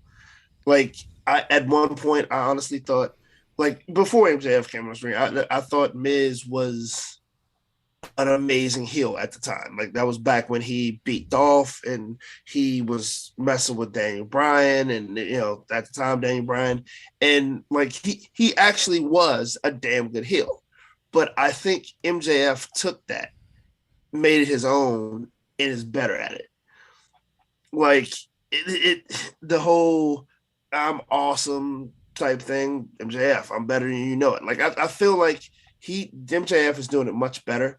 But but he expanded on what the Miz did, and I think he's doing a great job. He's doing an amazing job. And like you said, he doesn't wrestle a whole lot, but he doesn't need to. Like, as long as you see him on the screen, like the matches he wrestles are classics. As long as you see MJF on the screen, that's all you need. Bro, I got an idea, bro. Let's take him. Let's take the kid, and bro, he's from New York. Let's put him under a mask. Think about the heat, bro. Hate you. I love how Vince Russo is literally just a New York version of Jerry. He is actually, bro. Listen, bro. He definitely is. He definitely is. Oh, yeah. Hit that like button, subscribe, and hit that notification bell. All love to you, Jerry. Although, yeah, all love, only love here on Real Take Sports. Trevor, here's a question I got for you. What do you think is like the best thing MJF's ever done? Like something that, or not best, or what's something he's done like that's made you go wow, just like or you just wow. That shoot on the Pillman family. Oh my God! When he called his mother Methany. Yeah. What are you doing, bro? What are you doing? I'm sorry, Methany. Like, God. I was like, dude, can he say that? Like, is that acceptable? Because, like, you're looking at the people he's saying it to his face, and you're like, did you know this was going to happen? You're just as surprised as I am. The saddest part, though, is fucking Brian Pillman Jr. didn't say anything. He was just like, JR, a lot of people think I'm a fool. And then it's just a pause. And then JR is just like, you're Brian. If this man said things about your mother, your father, you're kind of coming across as a little bitch. Like, basically what JR said to him in this promo. And then Brian's just like, yeah. What? This is not how you get someone over. Not at all. I still want to see more of Pillman Jr. I think he's amazing talent. I want to see more of him. He's a wily little. He's wily. But he's been going through some stuff himself. Oh yeah, big shit. Oh my God, I'm so sorry. Hey, I was gonna say it anyway. Hey, big shout out to Brian Pillman though. All love to him. All love to everything he's going through as well. Everyone's going through a rough time. I don't mean to pile on. I apologize if I did, but I literally quoted the promo. I'm not gonna lie to you. It's like, Brian, JR was just like sad. He's like, Brian, you're coming across like a little bitch here. He's like, man, made fun of your family. The wildest thing. I'll one up you. The absolutely wildest thing MJF has ever done is send a woman into labor. That is the wildest. I forgot about that. MJF cut a promo on Brian Pillman's sister that was so hard that it sent her into labor early. I'm like, that's heat. Bro, you want to talk about heat? That's heat, bro. That's heat, bro. That's heat, bro. Bro, that's heat, bro. Jesus Christmas. Jesus Christmas. Hey man, Merry Christmas. You saw a little change in the logo, didn't you? Where does it? Oh, right. I did. Yeah. It's a very subtle change. I like that. We're changing it up for the holidays. You got to Of course, keep it, gotta be festive. keep it fresh, bro. Oh my god, that was Where did this show go? What happened? I don't know. I don't know. See, this is this is what happened. I mean, like, I didn't even prepare a show. We're just talking about stuff I found interesting. Yeah, same here. What else is on the docket here, Trevor? Ooh, let's go right into it. Let's go right into our AEW predictions. I got some here. Okay. All right, You wanna go Trevor. first? Oh, wait. I got to change one more graphics, which gives everyone time to hit that like button, subscribe, and hit that notification bell so they get notified whenever a new video is released. And I will go first. Thank you, sir. You absolutely welcome. You welcome. You welcome. You welcome, motherfucker. Anyway. Let's keep things going and talk about All Elite Wrestling and what to expect from them in 2022. 2021 is in the books, in the pocket, out of sight. Moving on to 2022. As far as bold predictions for AEW, and I have a few. My first one, it's not too much of a surprise. I think that Brian Cage is going to demand a release from AEW. He hasn't been on TV for a while. We know that there's been frustrations from those close with him about how he's been booked and how he has not been used. I do think he has been one of the most misused talents in AEW, and there's actually quite a few when you think about it. But but I think he's not been used well. I think they just completely dropped the entire storyline that was going on with him and Team Taz, and they had already elongated it for like weeks and weeks and weeks and weeks and weeks and weeks and weeks. It went nowhere. And he's a guy who looks like a freak of nature. He can move. He's like 35, but he moves like he's like the version of Brock Lesnar from OVW that was doing I almost called it a Star Spangled Banner. But shooting star presses. Yeah, shooting star presses. He was like he's so athletic. He's got the mobility. He's got everything it takes to be tool. All he needs is a person who can talk for him, because he doesn't even need to cut promos. He's legitimate enough to just be a guy who has someone cut promos of him and beat people up and leave. That's what he should be doing, and he hasn't done that. They had a chance to do that with Taz. I think they dropped the ball with it.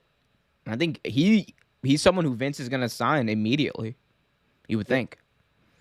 Didn't they have a chance to sign Brian Cage at one point before? I thought they did. Yeah, but he signed with AEW. Remember, he was the casino. He showed up at the casino battle royale ladder match or something. That was when he won the poker chip. Yeah, that's right. Yeah. I mean, I agree with that. I think he's going to be released. He's not really being used. It's a shame too, but I think he's going to be released. My bold prediction. I had one, and I believe Wardlow leaves the Pinnacle. Oh, you think they're gonna do it? I think it's gonna be I think he's gonna either get tired of, because you see little hints of it now. Like him and MJF getting into it like briefly and not so-called doing what MJF wants him to do. Things like that. And then you see he's had at least 2 to 3 solo matches, singles matches. So I think that's what's going to happen. I think he's going to leave the Pinnacle, but I think it's going to be kind of like him and MJF kind of falling out or something like. I think you're going to see MJF versus Wardlow at some point. When Wardlow leaves the Pinnacle, I think it's going to be like the closest thing we're ever going to get again to like the whole thumbs down thing with Batista. It's not going to be like that big, I think, but it's going to be very similar. They've been hinting at it for a very long time, Trevor. They've been hinting at this for weeks, months. Wardlow, like MJF, has been ridiculing Wardlow. He ridiculed him like back in 2019. He's been ever since Wardlow cost him the title at All Out 2020. This dude has been relentless in just putting him down. Whenever Wardlow actually feels like he needs to stand up for MJF, he's like, what are you going to do? You can't even get me the world championship. And you can see Wardlow just getting sick and tired. Wardlow, like MJF has Wardlow fighting his battles for him, and you can tell, like, especially with the feud with Brian Pillman, like Wardlow is like, man, I don't want to hurt you, like we don't need to do this, blah blah blah.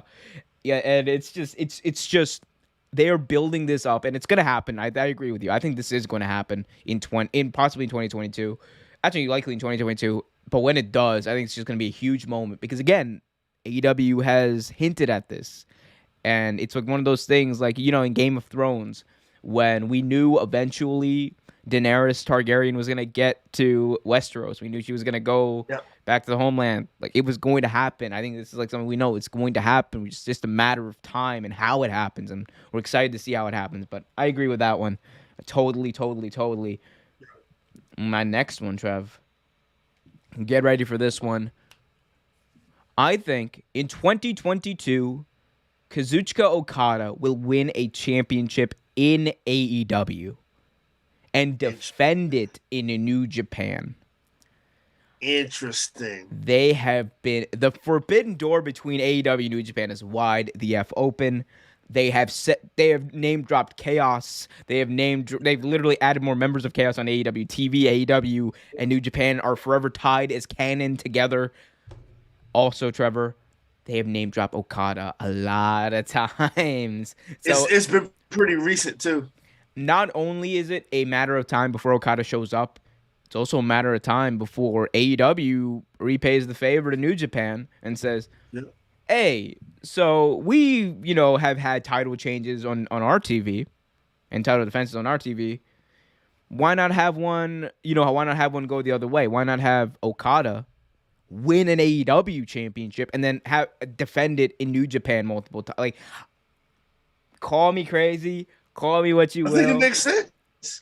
But the question is, what belt does he win? Oh, yeah, he wins. If there's one guy in the world that I think Tony Khan would see the value in that guy holding his world title, or maybe his world title, maybe the TV title. That's what I said. What belt does he win? That's the question. I mean, it depends on the storyline.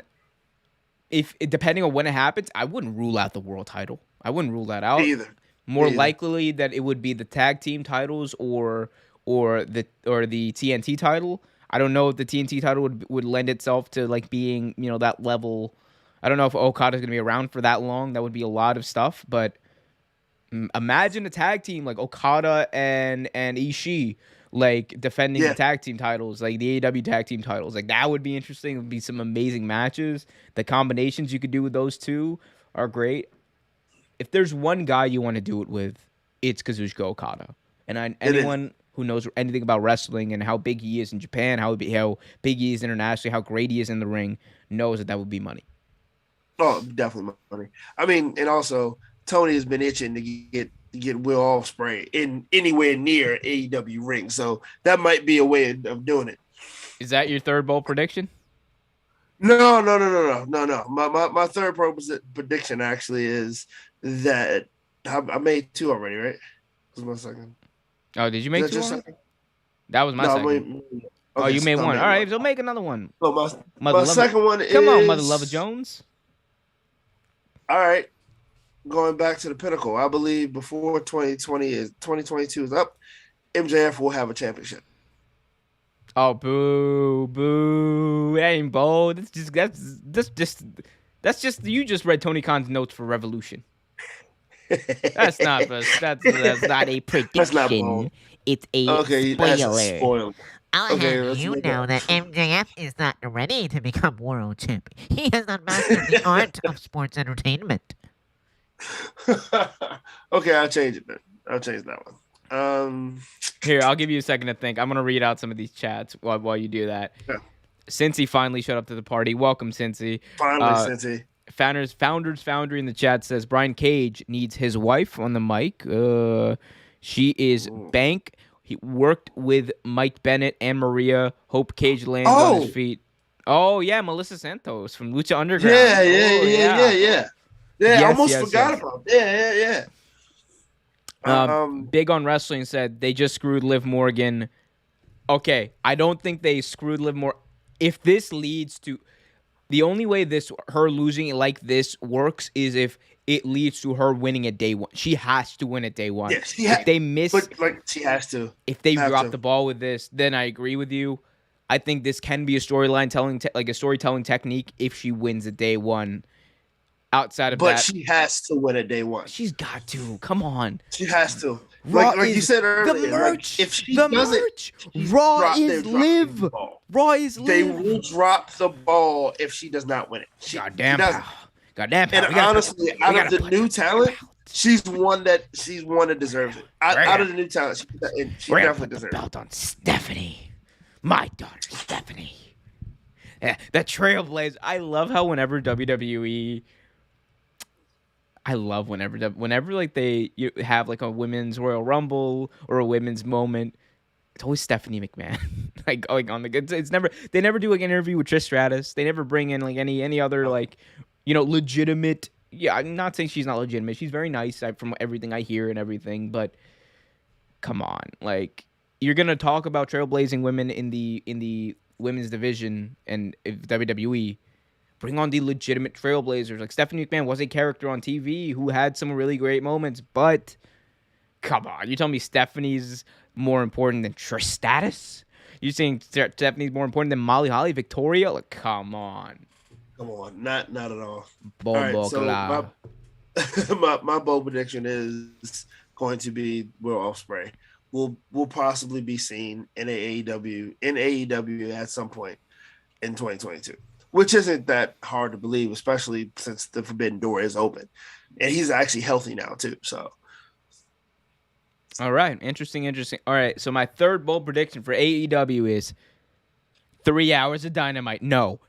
Oh, my God. No. Are you okay? Are you okay? I was upset for a second. All right, it's like no. It's like Tony Khan's like no. 3 hours is way too much time on TV. It's like next week a live 4-hour edition of AEW Dynamite. It's gonna start at 6 p.m. on the East Coast. It's like and on the West Coast we're gonna be airing live at 2 p.m. I like how your Excalibur impersonation sounds like Mojo Jojo from Powerpuff Girls. Hi, Excalibur. We'll be reading out the card for the next AEW pay-per-view.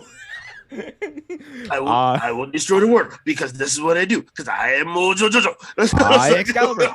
I Excalibur. I really hate to test the Powerpuff Girls. Oh God. I don't even. Excalibur. My bold prediction is, my bold prediction has a little bit to do with your bold prediction. I think I think Wardlow will be the AEW World Champion to end the year next year. Huh. That's interesting. Wardlow is a guy who I think has a lot of potential. He's going to be. I think he has the potential. He's very much built like he reminds. I don't know what it is. Maybe it's the fact that he's one of the best heaters in a tag in a not a tag team but in a stable like he's in. Maybe it's that, but he reminds me a lot of Batista in a lot more ways than one.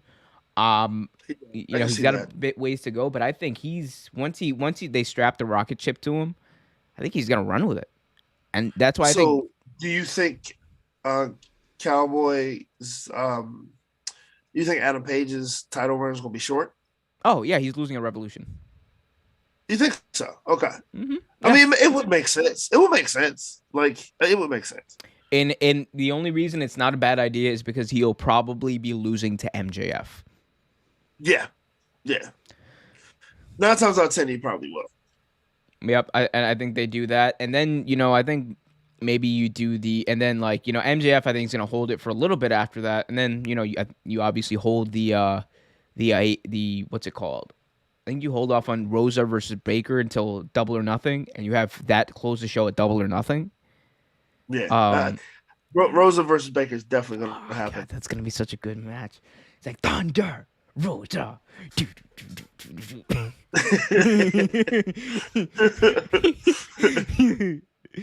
I think Adam Page holds it a little longer than that, but I honestly do believe he's going to lose it in 2022. in 2020. Could you imagine that? It's like Adam Page. It's like I know, this right? this week on AEW Dynamite, Adam Page going back in time. But yeah, that's an interesting one. I mean, I could see it though. I could see Wardlow doing that. Let's see. Bold prediction. Last bold prediction. You know what? I don't know if it's feasible at this point, but I could see it happening. I believe. You know what? That's not gonna be 2022. That's gonna be 2023 or something further now. So I'm not gonna say that. I believe Ruby Soho is going to be TBS champion at some point in 2022.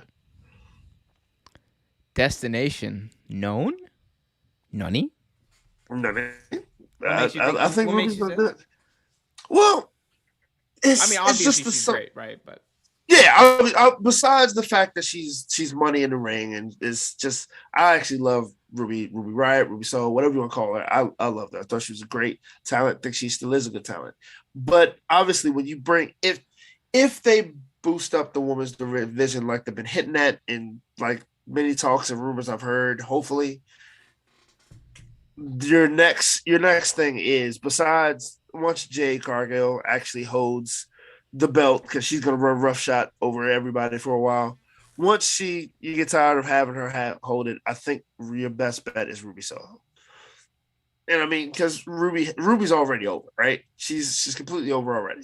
The only thing I think that would look good on her resume and help her would be a title shot. see, you got it all wrong, buddy. It's not going to be Ruby Soho defeating Jade Cargill for the TBS title. It's going to be Ty Conti. You're right, actually. Yeah, you're right. It's going to be Ty Conti. I love Ty Conti. I do. Who doesn't? I love her. Who doesn't love Ty Conti? She's such a great talent. She's talented. She's part of the Dark Order. I love Ty Conti. She's such a great talent, man. She really is. We got some questions in the chat. Oh my God, JD from NY. God, JD from NY. Okay. Big on Wrestling says JD is funny. He be yelling and ranting on WWE. That's all he does. JD is entertaining, and he's again one of the reasons that I tried out the wrestling YouTube game. That dude he's a trailblazer. You want to talk about trailblazers? Chicka Hall of Fame. do. Foundry says, "Oh, let's review Foundry's predictions for AEW." He says 3 predictions. 1, AEW New Japan will do a super show of some kind, COVID withstanding. Interesting. I think that's likely actually. That's a good one. Actually, that's definitely a good one. It'd be a great thing for AEW to do if they want to do an overseas tour in Japan. It's right there. Here we go. Number 2, rematch of Tanahashi and Bryan Danielson. That'd be a great one. Let's do it, baby. Book it, brother. Brother.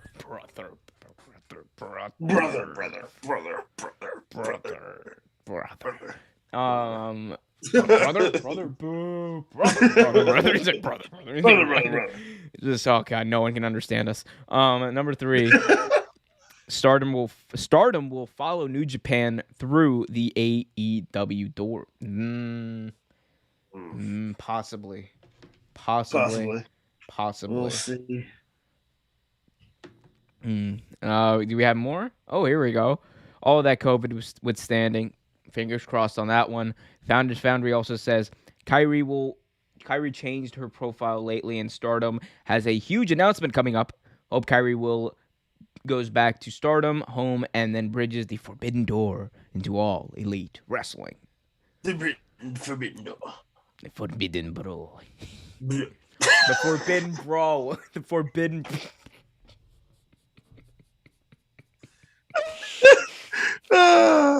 What the hell happened tonight? Yeah, we have like I feel like we only have 3 types of shows here. Well, either one, they're just on point and we're great and funny and informative every single time. Like for everything we do. It's like there's that type of show. There's a type of show where we're both tired and done with it, and it's just we get through it. And then there's this type of show. I don't know how to explain what this is. It's just, but you know what I mean. It's happening. It's happening. It's happening, and it's somehow funny. But what the hell? What is even happening? Like you know what that means though? Next week's gonna be a banger. So if you want to join us for that, hit that like button, subscribe, and hit that notification. Oh dear. Oh dear. Oh dear. Please. There's children watching this, sir. All right. Remember Biggie? You remember Biggie got canceled by moms because they were like, "Oh, he's dancing inappropriate. He's humping the ring. That's not good for children to see." That's not good to see. Hey man, Biggie's living his best life. I love Biggie. Oh, I know you do. We got a few more things to talk about. Also, keep those questions coming. We will get to all your questions today, so keep those questions coming. Trevor. Omar. King of the Indies. King of the Indies. That's all I can say about this guy. King of the Indies, Matt Card. You gonna let me do my shtick? Sorry. In fact, mute. King of the Indies, Matt Cardona.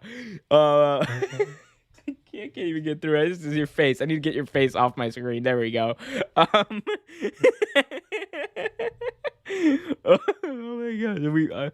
Oh god. I think we're both just having too much fun. This is one of those. We're just having too much fun. Anyway. So King of the Indies, Matt Cardona, made his presence known in the National Wrestling Alliance, attacking the world champion Trevor Murdoch after his match with Mike Knox. He attacked him at Hard Time 2, NWA's pay-per-view event last week, and I think he's made it clear that he won the GCW title, accomplished that. He performed in AEW. Now he's on to the NWA, and he wants the NWA World Championship. Trevor, what do you think about what he's done here in attacking Trevor Murdoch, and what do you think about Matt Cardona in general? He wants that 10 pounds of gold, baby. Matt Cardona, wow. What can you say about the guy? Like, I mean, he's from New York, bro. He was, Long Island IZ. He was a winning. He was part of a winning tag team in WWE. I mean, then he branched out. I always loved his gimmick, Long Island IZ. I loved it. I thought it was hilarious. Thought it was funny. I liked his performance. I loved him wrestling. Matt Cardona, honestly, is one of those guys who has just peaked. He has just peaked. He's done some of his best work in the past 2 to 3 years. Like, it's amazing to see him at NWA and see him at GCW. Like, he's on TNA. I mean, yeah, Impact. He's on Impact. I was trying to remember what it's called. He's on Impact. Like, he's just cruising the indie scene. And right now, I don't know of anybody hotter on the indies than Matt Cardona. Like, what he's doing in the indies is ridiculous. Like, he's showing up everywhere. He's winning titles everywhere. He's catching heat everywhere. I love heel Cardona. I absolutely love it. Like, heel Cardona. Heel Cardona. Don't you mean Hardona? I'm gonna continue talking. You stay over there, sir. He's even had heat with Mick Foley recently on Twitter. Like, him and his Twitter beefs with everybody. Like, it's absolutely amazing. And to see him with that 10 pounds of gold in his hand is just it's interesting. I would love to see him in a NWA champion, honestly, because that also is a door that might be open to AEW as well. So, hey man. I mean, I don't know how open that door is after Tony Khan was just like throwing him under the bus, being like, "Yeah, I paid for all these talent," and they never even like said thank you. So I paid so much money, and I gave them money. My name is Tony. Oh God, I love you, Tony. Please keep paying me. No, but Cardona's doing the creative work of his career. This current run, he is literally the king of the indies. He's going to every independent promotion he can think of, whether it's GCW, while they're hot, helping to get them on the map. He was the world champion. He won that from Nick Gage in an absolutely brutal contest. And he showed up in AEW, got some highlights for there. He's changed his entire persona. He is just a dick heel. That's all you can say. He's a dick heel who wants to win and who it's like, it's, I don't want to say similar. It's not similar to MJF. He's more of a traditional type of like, I'm a good looking dick heel. That's who I am. Right.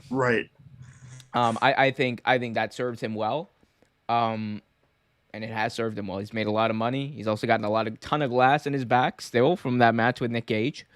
But I think Cardona's gonna be around, and you know it. Whoa. Whoa, bro. You're telling me that this guy from New York and he's gonna get over? No, bro. I'm the only one who's gonna win the world championship from New York, okay? Me. He is, man. It's not enough you can say about what's going on with Matt Cardona. I mean, he's still doing his podcast and things like that. He's still doing things, and he actually is putting Pabst Blue Ribbon on the map. Did you know he was marketing that? Yeah. After his match, he's become a sponsor. They were playing commercials for PBR during AEW. I was like, what? Matt Cardona's a sponsor for PBR. After, like, matches and stuff. It's funny. That is not a healthy thing to drink after a match. Just get some water, my guy. I mean, I don't know what he's drinking. Besides that, but I mean, like, he's doing his collectible thing. He's the action figure. He's been real big in action figures. He's doing all this stuff. Like, I mean, and the man was diagnosed with cancer years ago. Like, to just come back from that, and that's probably the biggest fight of his life. Come from that and actually gets to live his dream of being a professional wrestler, a hot professional wrestler at this point. Like, man, more big ups to you, man. Hey, yeah, much love for Matt Cardona, definitely. Yeah, he is a sexy man. It's like Matt Cardona, sexy man. Sexy man, where? Sexy man. He's a sexy man. Could you imagine? They think I'm cute. No, I'm just a sexy man. Sexy man. Could you imagine him going down to the ring to sexy man? What was that came down to what was it? Was it Rhett Titus? What was his song? I forget when he first came out. I think it was Irresistible or some shit. It was hilarious though. But no, God, Red Titus. Oh God, Matt Cardona's amazing. I'm just a sexy man, sexy man. It's like hands off the merchandise. Oh God, Kurt Angle singing "Sexy Boy" is just the funniest thing. Oh, it is. It is. It is. Oh my gosh, I put a thing in the chat. It's like, what wrestling impressions do you want to hear? And Founders Foundry over here is like putting legitimate chats questions. How dare you, Founders Foundry? No, I'm just kidding. Let's read out his chat questions here. He said, Trevortainment is on point. The fact that Matt Cardona, the fact that Matt Cardona, aka Zack Ryder, was GCW champion is still astonishes me. He is a draw. Make him champ. Corrigan. Yeah, dude. Like, I love this. Trevor Murdoch championship could have been fine. Why did they have like? Again, I like 10:15 Mike Knox. Don't get me wrong, but. Yeah. Absolutely, but come on, man. But yeah, make him addicted champion. to love. That's what it was. Addicted to love. Thank you, Founder. Founders goes on to say Russo and Cardona for the NWA title. No. I'm. This is all jokes. Don't book Russo in anything. We are in a wrestling scape where Joey Janela wrestled an Invisible Man. Hey. We are in a wrestling scape where the Invisible Man wrestled the Invisible Stan. All right. Exactly. That was an amazing match. At Joey Janela, I think what was it? Joey Janela's house party, Joey Janela's beach party, 2019. What a show Yeah. that was. Yeah, it was. That was It David was. Arquette was on that. Oh, what a show that was, man! The Invisible Man versus the Invisible Stan with who's that AEW ref? Oh my god. Oh god, how did I forget his name? Bald dude. It's been a long day, but bald dude. Which one? Bald, Sorry. the one that matters. And AEW? Or? Yes. Oh my god, I cannot believe I should know his name, and I can't believe like it's been a long day. I have a lot of names going through my head from work, and seriously, Bryce Remsburg. Oh my god, I apologies, Bryce. You don't know Bryce Remsburg? I know who he is. I just didn't know who you were talking about. The Invisible Man versus the Invisible Stan with Bryce Remsburg. Shit. Bryce Remsburg right. had the goggles on. He had the goggles on. Yeah, but only he he could did. see the Invisible Man and the Invisible Stan. That's right. He's like going like He sure did. 1, 2, 1, 2. It was the funniest thing That ever. match was hilarious. Please actually, go watch. man. Go watch the Invisible Man versus the Invisible Stan. No, it was Bryce Remsburg, not Rick Knox. I knew Rick Knox. I forgot. It's been a long day at work. All right, it's been a long day at work. But I mean, well, unless they're asking me to do a Rick Knox impersonation, in which case, let me see if I can do a Rick Knox impersonation. I don't think they were asking you that. I can't see anything. What? Oh God, is someone interfering in a match? What? I don't even know. Oh wait, no. Okay, Rick Knox. Okay, let's do Rick Knox. Okay, I got it. You want? Okay, I'll do a real Rick Knox impersonation. All right. Let's say the match is happening in this direction. Okay. Whoa. Where's the match? Is this even my time? Oh God. Where's the match? Oh, there you are. There you are. Dude, he's just like he just doesn't look at the match. Like your one job as a referee is just focus on the match, call it down. Like just like Big ups to you, by the whoa. way. Founder, big ups to you because I'm one of the few people besides you that mentions Chikara on this show. So, Hey big man, ups to you, Chikara, sir. we gotta love Chikara. That's where Brody Lee, I think. Well, Brody Lee got his start at New Jersey All Pro, but he was also in Chikara for a little bit. A lot of wrestlers in Chikara for a while. Dragon Gate as well. Founder saying that Rick is better in PWG. Dude, Trevor, we got to make a pack here. We're going to eventually, like one day. Actually, how about this? Let's make a pack here. In 2022, we're either going to go to WrestleMania or we're going to go to a PWG show in LA. Okay. Because everyone, I'm down with either one. everyone who tells me about their time at a PWG show tells me it's like there's no experience like it. Like you have to do. It's like you have to do it once in your life, kind of thing. You know. That's one of the few that I never got a chance to make it to. I made it to Chikara. I've been to a Chikara show.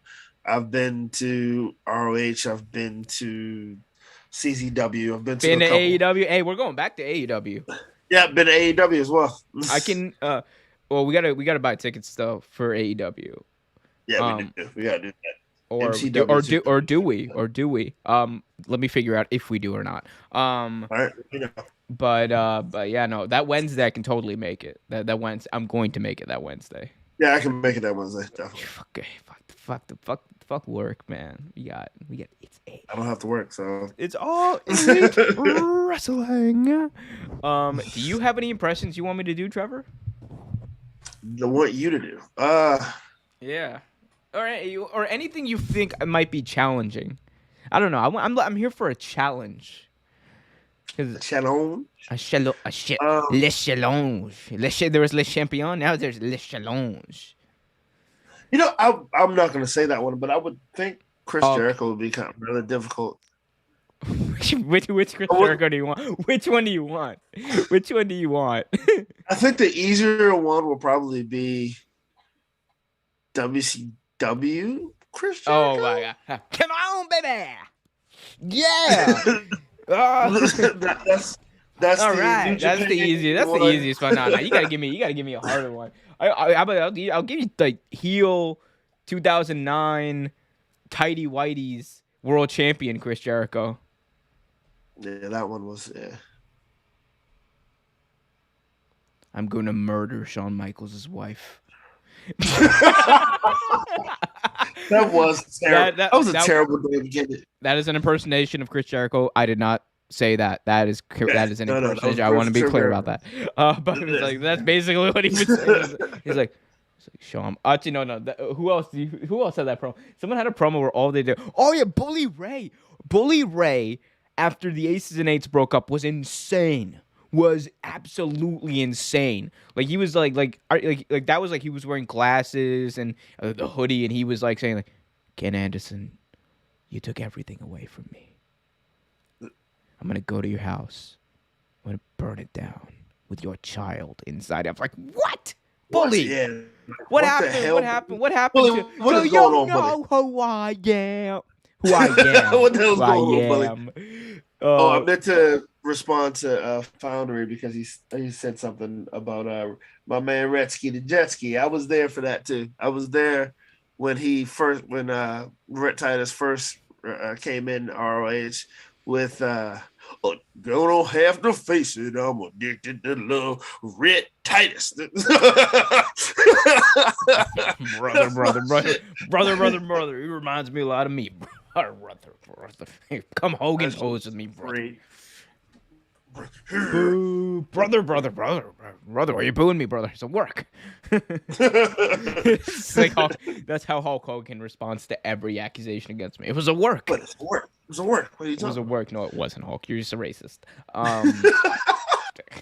They had the audacity to put Hulk Hogan out there with Titus O'Neil at WrestleMania in a pirate suit. brother. They gotta get this guy, the booty man. Oh, pirates, booty. Booty. Anyone listening Where to did this? the show go? What happened? I just started doing impressions. That's all. I don't know. I'll do it. Shit. Here, give me another one. So I'll do last impression thing. I'll do. Here, give me another one. Okay. Shit. Mr. Barber Beefcake. Okay, you want Brutus, or you want Brutus. You want Brutus, okay? You want Brutus? Yeah, let's do Brutus. Yeah, Let's do Brutus. Hogan. Hulk Hogan. Hulk Hogan. Hulk Hogan. You know what really sucked about Bruce Barber Beefcake? The fact that him and Greg the Hammer Valentine had a great tag team, and they fucked that up. Damn you, WWE. Oh, this is about Greg the Hammer Valentine.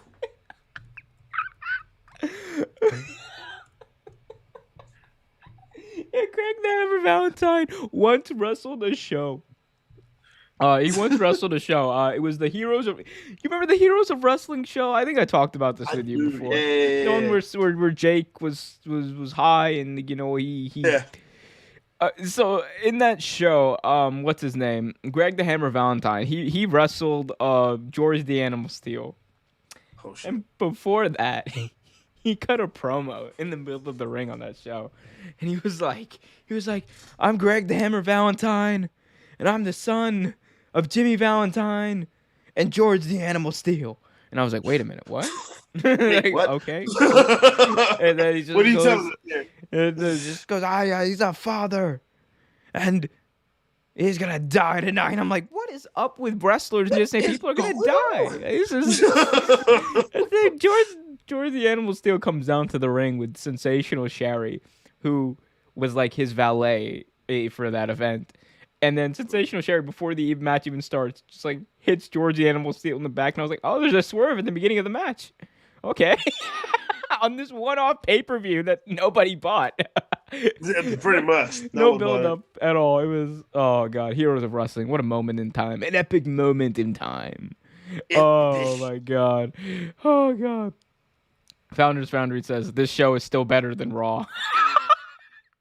Thank you. Although that may be true, it doesn't take much. High bar here. We're working with CC. Also reiterates that. Welcome, CC. CC says this show is better than all of WWE. That it is. I don't know. I think I've run out of. Unless anyone in the chat wants me to do another impression, I think we've pretty much exhausted this. So if you have any last minute impressions you want us to do, Trevor, what's something really bad in wrestling? I'm gonna flip the script on you. What's something that you hate in wrestling that you've subjected yourself to? A lot of the things they're doing in WWE right now. What's the worst thing? What's the worst thing overall they're doing? Getting rid of good talent for no reason at all. I mean, let's just be honest, and not caring about your fans, not caring about your storylines. Just yeah. If we're being honest, WWE is not doing well right now. Oh, goddamn! What do you mean, pal? I got money. Look at this. Look at all this money I've got. I've got so much money. When I dance in it, when I drown in it. Do you diet Vince McMahon right now? It's like, oh, I got to deal with Peacock too. Boom, baby. Boom. Oh man. Oh gosh, what a show it's How about been. you? What is one of the worst things in wrestling that you've seen right now? It actually probably is an indie show I watched recently or a match I watched. Worst things I've seen. I watch a lot of wrestling, so worst things I've seen. It's a tough one.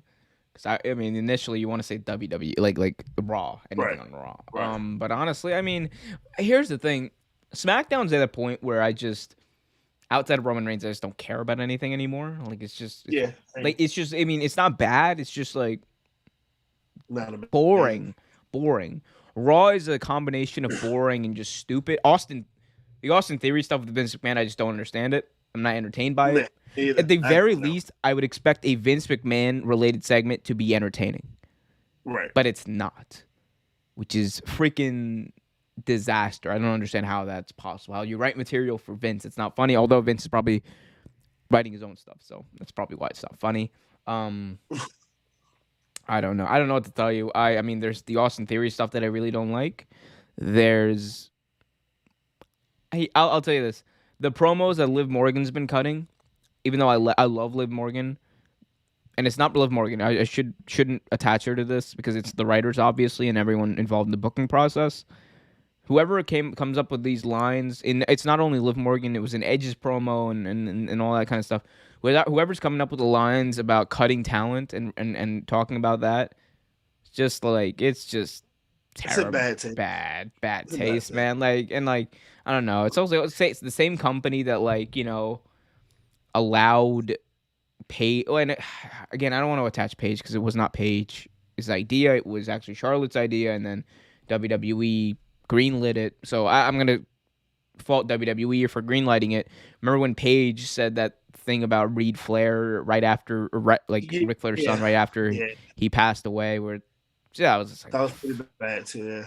And I think the line was something along the lines of your little brother didn't have much fight in him either. I was like, what? That's I thought that was in terrible taste. Terrible to worst taste. Like the dude overdosed. Yeah, man, come on, like this.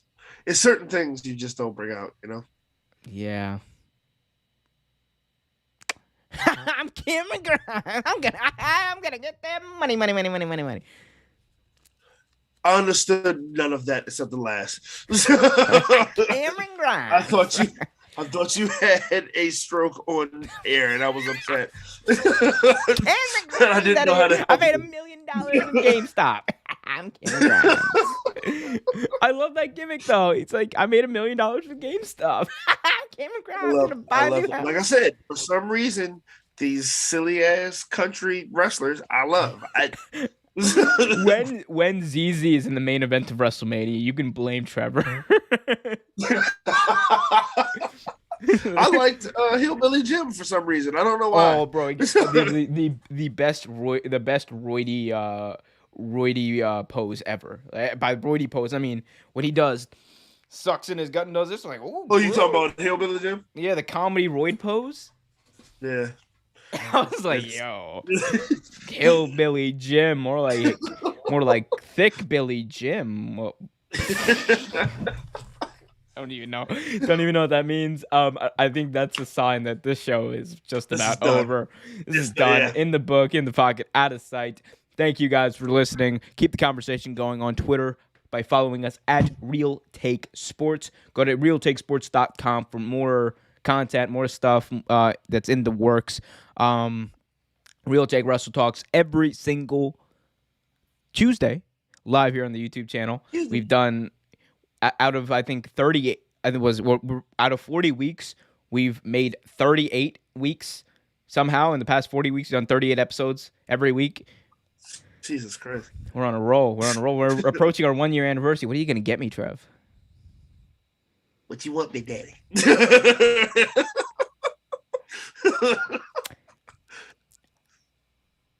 Follow us on Instagram and Facebook at Real Take Sports Talk. Yes, I made him speechless. Yeah, I'll get you a cookie, sir. I literally just could not respond. I cannot respond to that. Like this, but keep it real. I think it was the overall this too that just it's like it's like Rock and Cena. Never before, never again. Until next year. There's like twice in a lifetime. These assholes were like, never before, never. They had the audacity to book never before, never again. And then be like, twice in a lifetime. It's happening again. Trevor, final parting thoughts, and please make them anything but what you just said. Yeah, I apologize for that. Enjoy your week, guys. Do yourself a favor and just relax. Don't take things too seriously. But hey, sit back, watch some old wrestling. Like Founders Foundering. Watch Gretzky the Jet Ski. Watch my man. Watch Red Titus. Watch anything that you enjoy. Just relax and enjoy your life. Life's too short. Be good people. Go to youtube.com and search The Invisible Man versus The Invisible Stan. You will not be disappointed. In the meantime, keep it real.